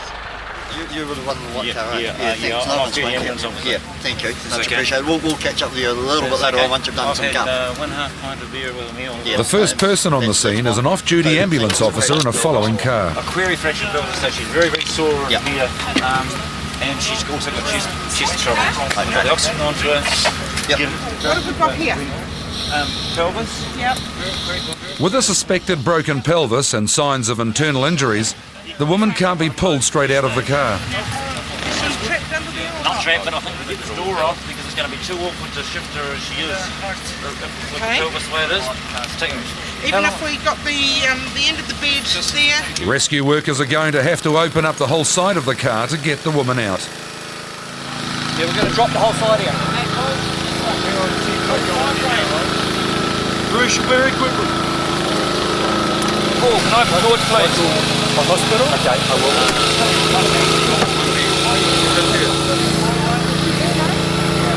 Carefully working around the injured woman, the fire officers gradually cut her way through, and the medics can start to stabilise her condition before she's lifted out. Doing really well. We're going to be out of here very shortly, okay? Get up from there. Hey, we have a seat collar as well, please, before we move her. Just going to change the mask here, okay? Eventually everything is ready for rescuers to lift the woman onto a stretcher. It's okay, fine.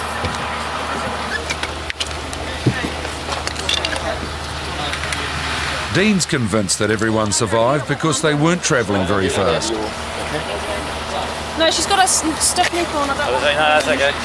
bring those up because she has got that injury. That should help us.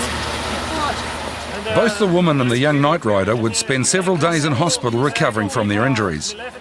Eduardo, the Brazilian driver, was convicted of careless use of a motor vehicle, disqualified from driving for a year, and ordered to pay the young night rider $5,000. Feed it up. Next week on Police 10-7, Hamilton officers chase down a group of car thieves. Can you grab me? Grab me. I'm under arrest. Under arrest, all right. Under the misuse of drugs. A domestic dispute in Auckland leads to a drug bust. Is there any other drugs in the car? No. Jack comes out in the open in Manurewa. Do you get much trouble with the locals sort of seeing that? Because they come over, yes, they're right, mate. My house, my property. Simple. You don't leave, I'll make you. And Jared's got no idea where he is. I don't know. I walked past there and that guy there jumped. Try to get away from the police. Can you grab me? Grab me. I'm under arrest. Under arrest, all right. And officers in Manurewa are faced with a domestic dispute where a machete and drugs are uncovered. Is there any other drugs in the car? No, mine. Jack exposes himself to criticism in South Auckland. Do you get much trouble with the locals for seeing that? Because my property, And Jared's nicotine addiction creates problems for police in Wellington. Watch this, I'll die from not having a cigarette. Hey? I'll die. Will ya? Constables Andrew Grills Thomas and Sharon Kelly have been called in to search for a group of teenagers who've abandoned a stolen van and taken off into the night. You got an area for us, please? Yeah, 041, if you get perhaps check through the Crawshaw School itself, over. Next one to a reserve at the back there as well. As they approach the scene, a man comes stumbling out of the dark. This guy up here on the right. Just the rest come from. Roger. So where have you come from, mate? Oh, just up the road, dude. I was just going out from a party. From a party. Hey, where'd you get the CDs from, mate? Mate's place. Does he know you've got them? Yeah, they're my ones.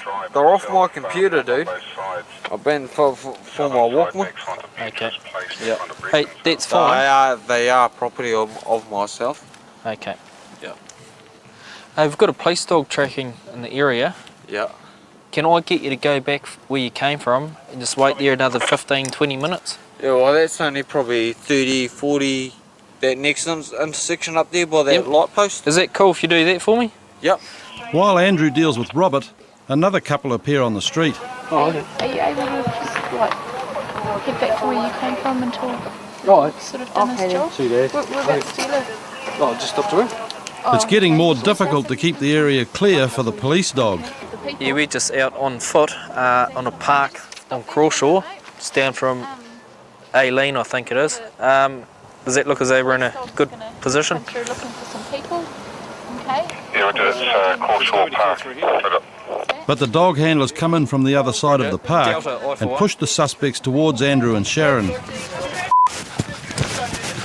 Good boy, good boy. Grab me. Can you grab me? Can you grab me? Grab me. I'm under arrest. Under arrest, alright. Sorry. Is there any more of these sheds? Is there any more? You're under arrest, okay? Not obliged to say anything you do say maybe doing evidence. But only 2 boys have been caught. The rest of their group has disappeared. How many of us? Where's the rest of you, mates? Oh, there's someone around here. Somewhere around here. Give me some names, who else was in there? A few other mates. Where have they gone? Suddenly another figure comes running out of the darkness and officers set off in pursuit. Stay here. Stay here. Walking home, I seen a guy walking, and I thought I would chase him after. Just stay there. Just stay there. Sit down, alright? Just sit down. Yeah, I thought I seen a guy in dodgy looking clothing, and I thought I'd chase him. Although it seems unlikely, the fact that Robert's still around suggests that he may be involved with the stolen van. Okay, just listen to me for a minute. Yeah. Got 2 of your friends over here. Yeah. Okay. We're going to get them to come and say you're in the van. Are they going to say that? Van? Which van's this? What were you doing back here? You said you were chasing someone. Yeah, no, this dude f***ing just popped out of nowhere with a f***ing white clothing on. And was f***ing hard out doing the running. Both just f***ing... Yeah. So you decided to chase him? Well, I can't remember now after f***ing... I've had a few beers and what now. Alcohol has impaired my judgment and I've forgotten. Okay, so alcohol has impaired my judgment and I've forgotten. With Robert finally realising the state he's in, attention turns back to the 2 teenagers that are already in custody. Alright, you guys are under arrest for unlawfully getting into a motor vehicle at this stage, okay? Pop in. Give your rights. The 2 15-year-olds were taken to Hamilton Central and were later dealt with through family conferences. After these, one of the offenders was charged with unlawfully taking a motor vehicle and other offences for which he received a sentence of 9 months supervision. The three who got away that night were later spoken to by police. We've got a call of a domestic at Foxlaw Street, Manurewa. Second call tells us that there's a male running around with a car. The lady from the address has run across the road and called police. The guy she's arguing with has apparently come out of the address with 2 knives and now running around with these knives down the street. Just as Constables Casey Broad and John Chappell reach the Manurewa street where the incident's taken place, the suspect's vehicle pulls up at the corner. Comms M&I, copy that. We've got him at the intersection of Foxlaw and Hyperion. Stand about the vehicle stopped. Affirmative. Step out of the car, bro. Put your hands on the boot. On the boot. On the boot. Split your legs for us, eh? Split your legs. Split your arms. Split your arms. Split your arms. Split your legs. Walk back towards me. Walking back. Put your hands on the bonnet. You got any knives on you, bro? No. Anything? No. What's been happening tonight, bro? Nothing. No? No, I was going home from where? Although he's claiming that nothing's been happening, Kevin's face and body are covered in cuts and bruises. How come you got all these scratches and blood on your face? Look at me when I'm talking to you, right? How come you got all these scratches and blood on your face, okay? Where's the knives, bro? One knife, yeah? Come on, mate. Go. Where are the knives? Where's the knives? What's your name? Kevin's still admitting to nothing, but when he empties his pockets, a cannabis joint falls to the ground. Kev, put your hands down, mate. Kev, put your hands down. Kev, right, you're not obliged to say anything that you do say may be used in evidence. Put your hands behind your back. Under the Misuse of Drugs Act, 1975, okay, we're now going to search your car. Alright, my name's Constable Broad, this is Constable Chappell. You're under arrest for possession of Class C at this stage, alright, until we find out what's going on at the moment. Alright. Is this your jacket, mate? Yeah, that's my jacket. Okay, is there anything in your jacket? No. Something quite heavy in here, bro? I'll chuck him in the car. The search reveals a stash of tinnies that appear to sell for $20 a time. You dealing, bro? No, that's my own shit. It's your own shit. Okay, is there any other drugs in the car? No. Okay. No, that's it. Also, because we're searching through your car, I'll give you that you're not obliged to say anything that you realising he'll soon be on his way to the station, Kevin decides to start cooperating. My name, I want to give you my real name now. Alright. So I'm giving you a false name. So, yeah, my name. The revelation that Kevin is really Leonard is followed by the discovery of weapons in his car. The search has revealed quite a large knife and a piece of metal. Do quite a bit of damage. With the possible charges against Leonard mounting, they return to Papakura Station. So how'd you get the scratches and all that over your body?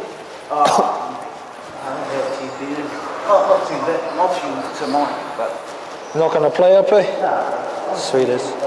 You know the drill. Wasn't me, dude. Down there, bro. Chuck it down there. Anything else in your pockets? No. Alright, wait here for me, eh? Just wait there.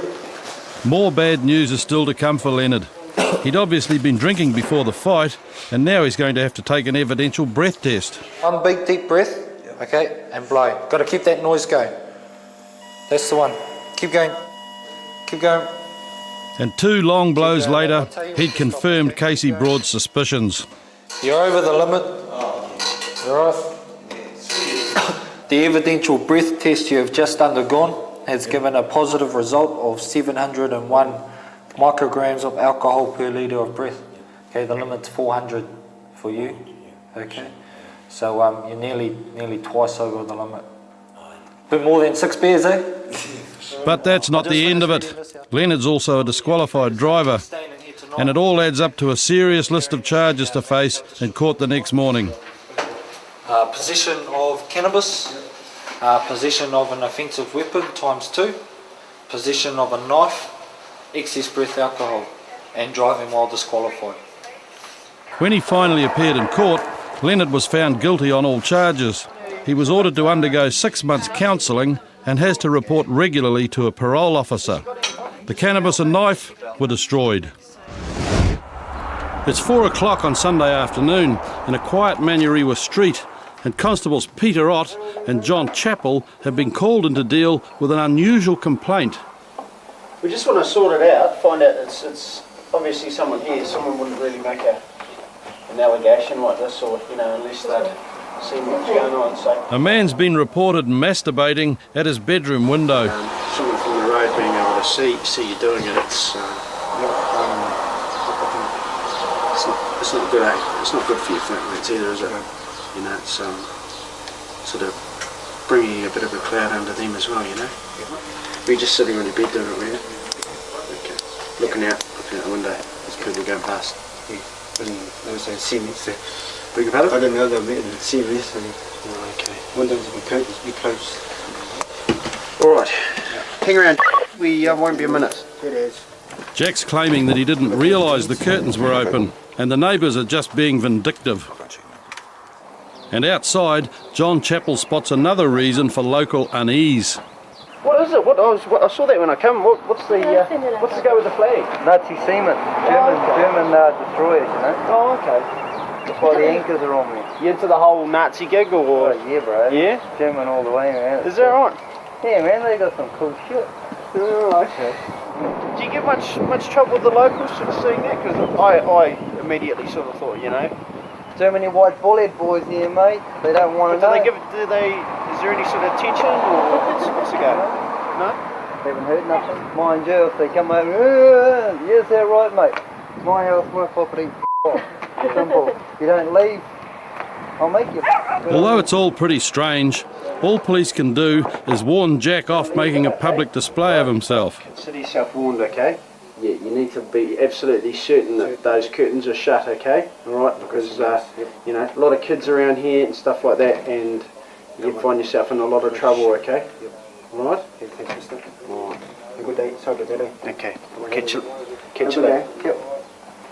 Give me an eye, ready for 1C details. Almost as soon as they leave the house, a call comes in to attend an incident in Papakura. He's got a 40-ounce, half a bottle of 40-ounce bottle of Jack Daniels with him. There's a drunk Polynesian male causing annoyance in the street in Papakura, so we'll go along there as well, see what the story is there. By the time they arrive, a group of neighbours have cornered the drunk in a garden, and when Peter Ott tries to take him away, he decides it's a good time to put up a struggle. Oh, don't be silly now. Don't be silly now. Wait. Because you're under arrest. Because you're under arrest. Don't be stupid. You're under arrest, alright? Yep. How silly. How silly. Silly. Paul's been drinking for hours and had started chasing people around the street before police were called. Unlock this. Yeah, here, ask why. I have my right to ask why. You're under arrest for disorderly behaviour at this point. Behaviour? Disorderly behaviour. Jump in. Jump in. But knowing why he's been cuffed doesn't seem to make any difference to Paul. He's not going quietly. I'm gonna tell you, man. I'm gonna. But though they get him to stop struggling, it's difficult to get anything else through the alcoholic haze. You have the right to refrain from making a statement. You have the right to consult and instruct a lawyer. I know the woman who owned the house. Without delay and in private. Okay, do you understand what I've just told you? What do you mean statement? Okay, look that way, bro. I don't want you spitting on me, eh? Because you just racist, man. Okay. You racist. If you like. You racist. Okie doke. You racist, man. Okay. You man. Nothing's getting through here. Paul can't even remember what's happening from one moment to the next. I've told you you're under arrest for disorderly behaviour. No, you never told me. Oh, well, I just did. How come? Because you're behaving badly, mate. All these people have rung up. I'm not. Never anyone. Let me tell you, I'm a Schuster. I'm half Germany. Okay? Me too, mate. I don't give a if you have a Germany, man. Then why are you telling me? Why would I be interested in you if you're not interested in me? But Paul wasn't interested. All the way back to processing at Papakura station, he had only one question in mind. Yep. Can you tell me why you're arresting me? That's all I want. Legs out, bro. Legs out. That's all I want. Okay. Beat up. I've arrested you. Oh, mate, I've told you No, mate. a number of times. Come on, leg out, leg out, leg out, leg out, leg out. Nah, both legs out before you stand up. Okay. Good stuff. Yep. All right? Hey. Yep. I'm all right, man. Oh, good stuff. It would take Paul some time before he sobered up enough to understand why he'd been arrested. Can you tell me why you arrested me? That's all I want, man. Paul pleaded guilty to charges of disorderly behaviour and unlawfully being on a property and was fined a total of $630. We're heading to a road where a male's been seen. He's either intoxicated or he's been assaulted, lying on the footpath outside and rest. So we're just going to go and have a look and make sure he's okay. By the time Wellington Constables Dave Ritchie and Ross Watson get to the scene, a very drunk guy called Jared is claiming he's been chased up the street by a local resident. Here in the corner. Yeah? Yeah, and that guy ran out of that house and said, "What the f*** are you doing?" Sorry, but here's like, "What the f*** are you doing?" And I was looking for a packet of cigarettes. Yeah? Have you got any ID on you, mate? Yeah, I do. No problem. I was looking for a packet of cigarettes I dropped, and these people, that guy jumped out of his house and said, "What the f*** are you doing?" Yeah. So I started, As they're talking, the cigarettes that have caused all the trouble turn up in Jared's pocket. So your missing cigarettes are in your pocket? yeah, I'm sorry, I walked past there and that guy there jumped out of his house saying, "What the f*** are you doing here?" The complainant's saying that Jared had been shouting about being attacked. He's not mentioning any of that to us. He's saying it was a load of shit. Yeah, well, we heard the gate open and close after we ran out. We said, "Oh, what's going on?" He said just been beaten up by 4 people. Yeah. But Jared appears to have forgotten all about the assault already. Why did you tell that guy you'd been beaten up? I didn't tell that guy I'd been beaten up. Why is he telling us that's what he told you? Because he came out of a house and said, "What the f*** are you doing here?" And I said nothing and ran away. Because look at... Yeah, no, just I'm not interested. I've seen him, okay?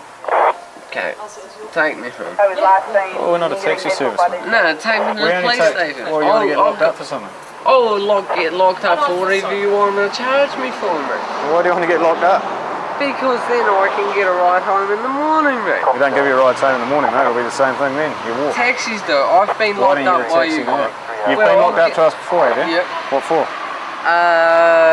Drunken and disorderly in a public place. And what happened? The revelation that this isn't Jared's first brush with the bottle comes as no surprise. But Dave Ritchie still got to get him off the street. You happy to go? Is there someone at home? Yeah, my mother's home all the time. Okay, so you're happy to go home? So either that, or we lock you up and detox you back at the station. And that's a stupid way to go when you can get a taxi and leave now and be out of our hands. Yeah, I've got enough for a taxi. The arrival of the taxi should have been the end of the story. Okay, you happy with that? Yes, I am. Good as gold. Thanks very much, mate. See ya. But moments later, Jared's jumped out of the cab and started heading back for town. What are you doing, mate? Why'd you jump out? I was supposed to be with my friend on Silicon Road. Yeah, but you told us you were going to stay in the cab and go to Newtown, didn't you? Righto. You're too intoxicated to be out in the street, mate, so you're now under arrest for detox, okay? You have a right to refrain from making a statement, you have a right to consult and instruct the lawyer and properly without delay, and you'll be given that opportunity as soon as practical. Do you understand that? Done 200 plate transport in the back.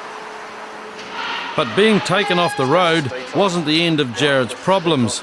His nicotine addiction needed to be fed. Can I have a cigarette? No, I'm in detox.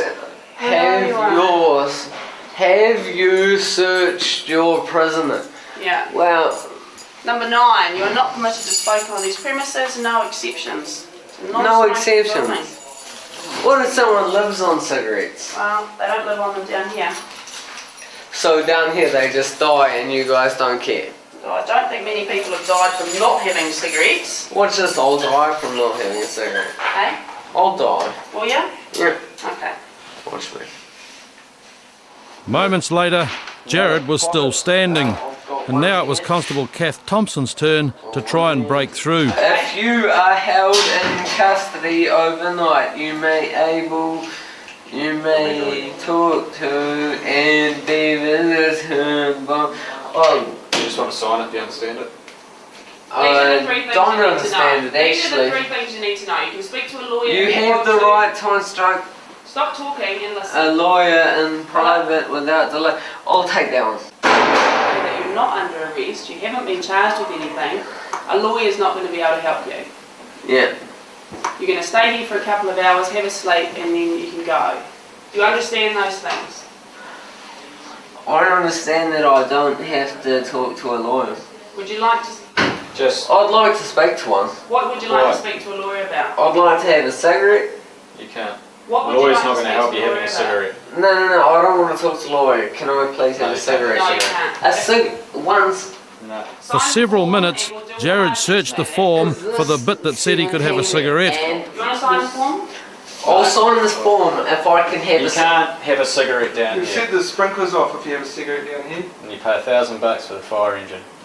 Well, But finally, to everybody's relief, he signed the form and went to bed. Got it, John, that light on or off? I don't care. A few hours later, Jared had sobered up enough to be released. Your problem. Get that camera off. Next week on Police 10-7, we're in Hamilton when Jenny gets pulled up at a drink drive checkpoint. South Auckland police have to deal with baseball bats and gun threats as they try to keep the peace in Mangere. And we're out with Constable Keith Mitchell and his police dog Zorba when a man tries to flee after a particularly vicious assault. This week on Police 10-7, dog handler Keith Mitchell and Zorba chased down a guy who's attacked a service station attendant.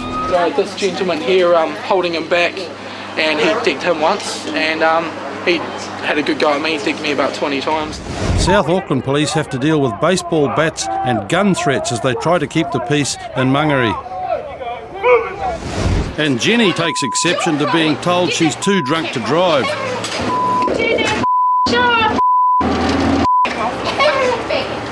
It's Friday night on the streets of Hamilton and it's business as usual.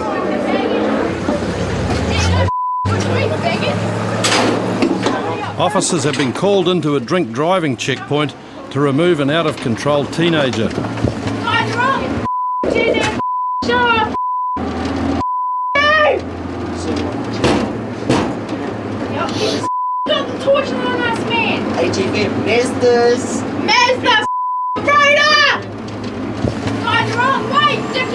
Nobody's sure where Jenny thought she was going, but this certainly isn't a taxi ride home. By the time they get her to the station, Jenny's quietened down and her friend seems resigned to his fate. But the fights are still going on back in town. Combs now, what's the story there? Roger, in 10-7 about 10 seconds. Dog handler Keith Mitchell's been called to a fight outside a nightclub where a couple of guys have attacked the bouncers and punched Constable Shelley Reedy in the face. Can someone talk to those two bouncers there, the one in the purple tie, and this other guy, and get their details? When we arrived there, when we arrived there was two guys fronting up wanting to have a fight with the bouncers. We just pulled up and jumped out, and then these, as we're trying to put those two guys in the car, they really the thing, they punched me in the face, and then she got my cuffs twisted around my hand. Did they say it? Oh, they were helping me. Shelley is nursing a sore jaw and crushed hand, but it's the people who started the fight who are making the most noise. This is police brutality. Police brutality, man.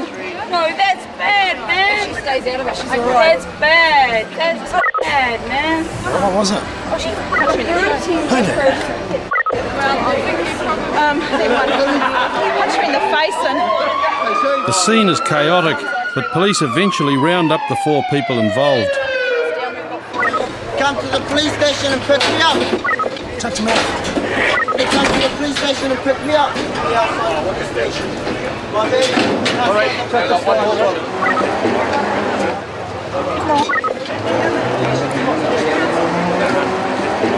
With four of the group under control, a 111 call comes in about two of their friends who've committed a serious assault at a nearby garage. We're looking at a male and a female. Male is part married, female Caucasian, both early 20s. They're in a vehicle, Toyota Hilux surf coloured grey. Come into the service station, very violent screaming coming from the informant. The line has now disconnected. Copy. About 10 seconds away.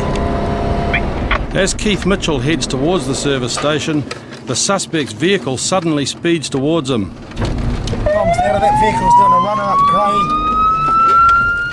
So he's just heading up towards Abex police station.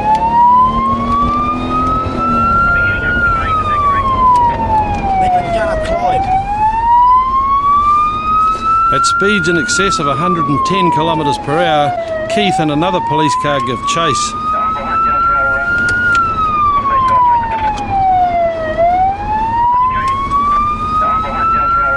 As the lead chase vehicle, Keith tries to maintain a commentary on progress, but it's difficult to concentrate on driving at these speeds and handle the radio. Thanks, then. All right, Downer, you take over the commentary, please.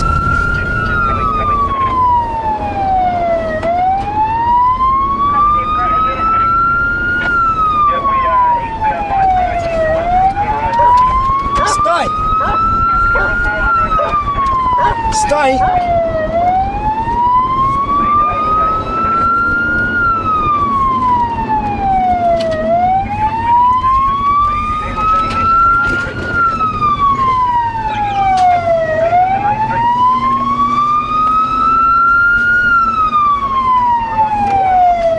The driver ahead has realised that he can't get away in his car and is headed for home.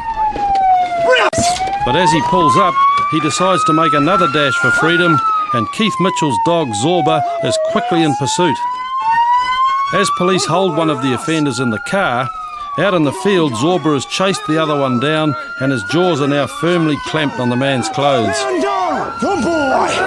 Yes, good boy, come back. Yes, good boy. Did you get the other one? She's in the car, I just thought you were in the truck. No, you're right, mate. Where you go? No, he's not going anywhere. As the man continues to struggle, Zorba holds on until Keith can get handcuffs on the offender. Good boy. Hands behind your back! I'm going, let me do it!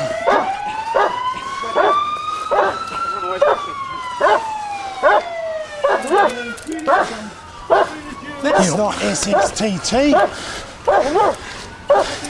Come, heel. Good boy. Eh? Yeah, it's around the corner, mate. Thanks for that. With the man finally under control, Keith Mitchell goes back to question his girlfriend. Whose car is it? It's his car. Why did you run away? I didn't, I stayed here. Why did he run away in the car? No, ask him. Don't take that attitude with me. The man has tried to run from the police in his own car. He's gone straight to his own house and then he's tried to outrun a police dog. It's at this point that the first sensible thought occurs to him. Whose car is it? Mine. Why'd you run? Because I didn't want to get caught, and if I got away, I wouldn't have been of a charge. Oh. You know? Right fella, eh? You've been in I'm trouble straight up, before. I'm straight up. No, if I didn't get caught, it wasn't a charge. If I did, it was a charge. So I took the chance. Whose car's it? Mine. And you think you wouldn't get caught? Well, you know, chased me my RX-7 over there, it won't catch me. While Alan still hasn't quite understood that escape was impossible, he's got more bad news to come. What's the excessive speed ticket? It's by 50k, isn't it? Yeah. So that sees the car an automatic loss of licence, isn't it? I could always argue that. In order to prove that the car had been driven at excessive speed, Keith will need confirmation from another officer involved in the pursuit. I was going to say, what speed were you doing? I was doing, we were doing no more than 90 down Because if he's exceeding by 50, then we can take the car anyway, straight off, can't we? Yeah, well, it was dangerous driving, at least. Yeah, Reckless absolutely. driving, Yeah. so I think we can take it into that. Yeah. Yep. I'll get Kylie to get the thing towed.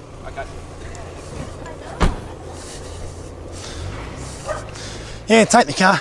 With the offenders on their way back to Central, Keith Mitchell's off to get statements at the service station. The four-wheel drive was reported as a 1k driver. Somebody has followed them into the service station. A fight has ensued. The attendant has stepped in. Four-wheel drive pulled up on the forecourt, and this gentleman here, the guy was drunk. Gentleman here walked out and was trying to get his license plate number. Guy walked up to him, grabbed him by the scruff of the neck, I walked out and said, look, I don't need this crap, and the guy just came up to me and started decking me around the head about 10 times. And his girlfriend decided she'd kind of come in and give a hand, so I had a few bouts from her as well. And they drove off. I started trying to push the four-wheel drive off, and because it wasn't obviously starting, and they couldn't get it started, so they pushed it back around. I ran out the back and called the cops. And then he decided he'd jump out of the four-wheel drive and sprint inside and give another go. So he smacked me over the head. I mean, I'm a big guy, and he bowled me down, smacked me over the head. I had this gentleman here holding him back, and he decked him once, and he had a good go at me. He decked me about 20 times, 10 or 15 times in the head. And if this guy wasn't holding him back, I don't know what would have happened, because he was fully going pretty hard nuts at me out the back there. According to another witness, the girl in the car had used the fight as a chance to steal some bread. Oh yeah, the van rolled back this way. They came back. She got out of the van. The black dog was in there. I thought they were going to get that out and bring it in the shop and turn it on everybody. They got some bread out of there. Threw some bread, and there were six loaves of bread. Did she do that as well? Or No, just she done it. She done it. Oh, okay. Right, you know. And then they came in the shop and they smashed everyone over. Yeah. Oh, the guy in the petrol station. You know. Bit freaked out, but yeah, it's part of the job, I suppose. Yeah, not really, but this shit does happen. And apparently they got away with a few loaves of bread in the process, so yeah, apparently the cops caught them down the road, so it's the main thing. I know they assault charges and hope the bastards get everything they get. Back at the station, Alan's still complaining about being caught by Zorba the dog, but he's only received a few scratches. Scratches? Can a doctor onto that one? Yeah, we'll just see what happens with this anyway. Alan was found guilty on 3 charges of assault, as well as reckless driving, excess blood alcohol, failing to stop, and failing to appear in court. He was sentenced to 3 months in prison and disqualified from driving for 2 years.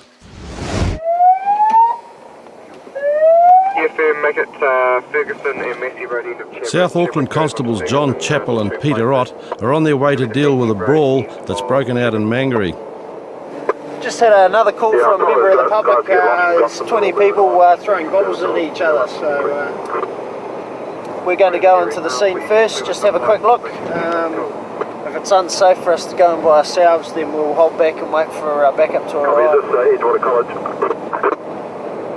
If it's really bad, then back up. This is an area well known to police. They're here most weekends. This time there's plenty of people around, but no immediate signs of a fight. Comms OI 107 Chadwick. No, I think it's going to. Temple, sorry? Yeah, approximately 10 on the street. Nil seen fighting at this stage. As more police arrive, a vehicle that's been attacked drives around the corner and heads for safety behind the patrol car. Throwing bottles. And then the fight sparks back into life.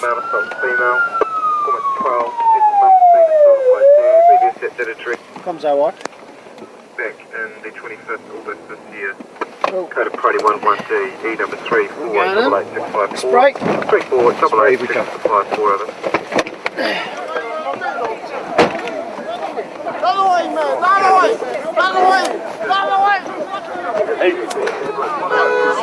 In spite of the pepper spray, the brawl carries on and John Chappell retreats to the car. Keep going, mate. As they pull back to safety, another officer appears to be heading into trouble. Mark, stay here, Mark, Payne, stay here. Yeah, I suppose you... Someone had someone running around with their deck about an hour ago. Yeah, P number 3488643. 3488643. The arrival of Sergeant George Whanamanu with more officers and protective riot gear means that police can begin to take control of the situation. Squad would advance it. The double. Move!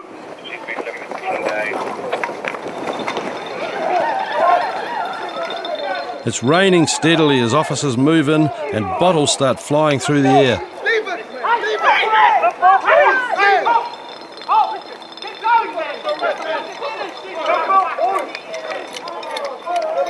The brawl had started between two groups at a party at the other end of the street.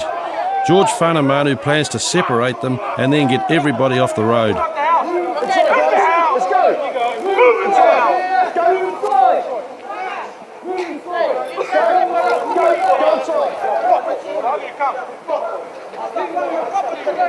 Get back inside the house. We don't want you out here.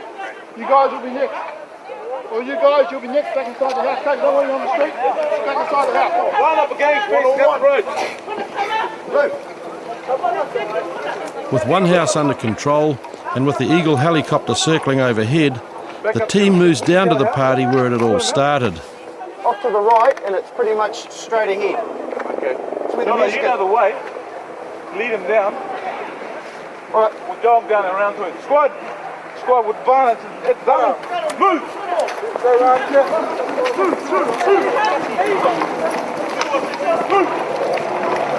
Left right.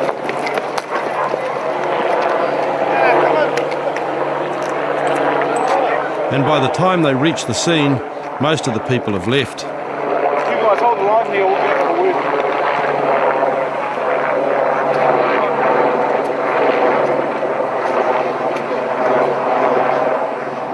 Each side is blaming the other for the fight, and all police can do is make sure that it doesn't all flare up again. Squad with advance and double. Move!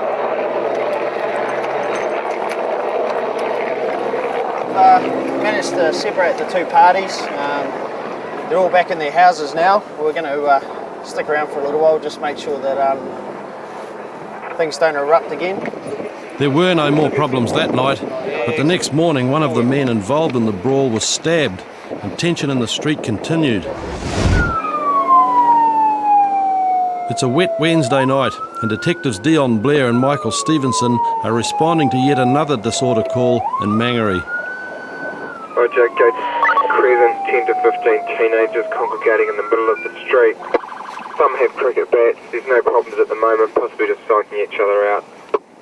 As they approach the scene, reports are coming through that a gun's involved and the trouble spread to a neighbouring street. It appears that things have escalated to the point where shots have been fired and one person is down, so sounds as if it's fairly nasty, so we're going to go to a safe arrival point and then we'll need to assess things from there, but certainly from the sit rep at this stage it seems as if things are fairly serious. At this stage, just one person has reported someone's been shot and they were on the ground, really making a lot of noise at this stage. The escalation of the situation from baseball bats to guns has brought a swift response from police, who've already cordoned off the area and established a safe arrival point. Okay, Mike. As they begin to move in, reports come through that the two rival groups are no longer fighting. There's about 4 people at another house across the road, and there's about 20 at 77. But they're still holding weapons, possibly fence palings or sticks. Appears that parties are now talking, not fighting them. Yeah, comms UKC, and here in UKC there's a large group of people on the bend. There certainly at this point visually doesn't appear to be anybody down. They're all just sort of milling about, nobody seems too concerned, no one at this stage visually down, copy. But though there's no fighting and nobody appears to have been shot, there's still the possibility that one of them has a gun. Stop there. Shoot up and shoot around. Armed police have taken up positions beyond the suspect address, and Michael Stevenson moves in to provide cover while the search for a gun continues. All of you, put your hands on your head. You have the white sweatshirt. Come forward. Stop there. Lift your shirt up and turn around. Walk over to the opposite side of the road. Hands on your head. Keep going. Stop there. Lie down. Get on your heels. Cross your feet.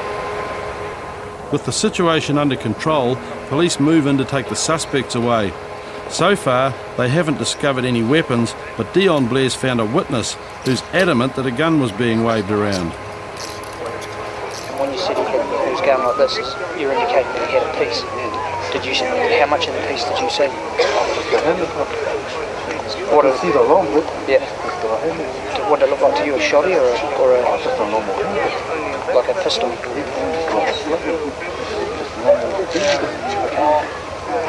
Probably had gas with it. You didn't see enough of it to be able to say whether it was a slug or a real gun. I know what a slug was. And did that look like a slug? Gas. Their family, they really need good. Shane Rice claims the gun was being carried by a member of a rival group from a neighbouring street, and he offers to show police where they live. Yeah, you can. Yep. That house over there with the white van? Yeah. Oh, yeah? Yeah, I think there's some of them there. Okay. You can just stay put here, mate, so they can't see you. Okay? I don't really care if they see. Okay. What are some of the other The people at the house readily admit that they've been roaming around, but nobody's owning up to the gun. Hey, the reason we're here is because of the palaver that went down at Tennessee. You guys were all down there. Yeah. Where's he was with you when you were down there, though? Oh, yeah. But was with you at some stage of tonight, am I right? Yeah. Well, apparently he took a slug down or something down there tonight. It's just that what ends up happening, mate, is that a whole lot of people get really excited because you've got these big collectives of people going down and thinking that somehow they live in the Bronx in America. It's not quite like that, eh? South Auckland's a happy, culturally sensitive sort of a place. And what's happening is you've got people of the same race scrapping one another, throwing bottles and just generally carrying on. I need to make sure that you haven't committed any offences down there because you're not quite out of the woods yet. All right? Well, you went down there to have a fight. How positive are you that he didn't have an air pistol with him? Very. Okay. Do you think if he had taken some sort of air pistol with him, you would have known about it? Yeah. In the end, police found no evidence of a gun and no arrests were made. And for guiding the police to their doorstep, Shane Rice had to go through a torrent of abuse on his way out of the street. Why you want to turn back to your own family? You know, we're dealing with guys that seem to think that, well, they don't have any real consequential responsibility over the whole thing. You know, this is usually, I feel sorry for the people that live in these neighbourhoods that are just trying to get on with life, and you're dealing with these young guys that seem to get a little bit confused. They think they're living in a far worse, slummy neighbourhood than what they are.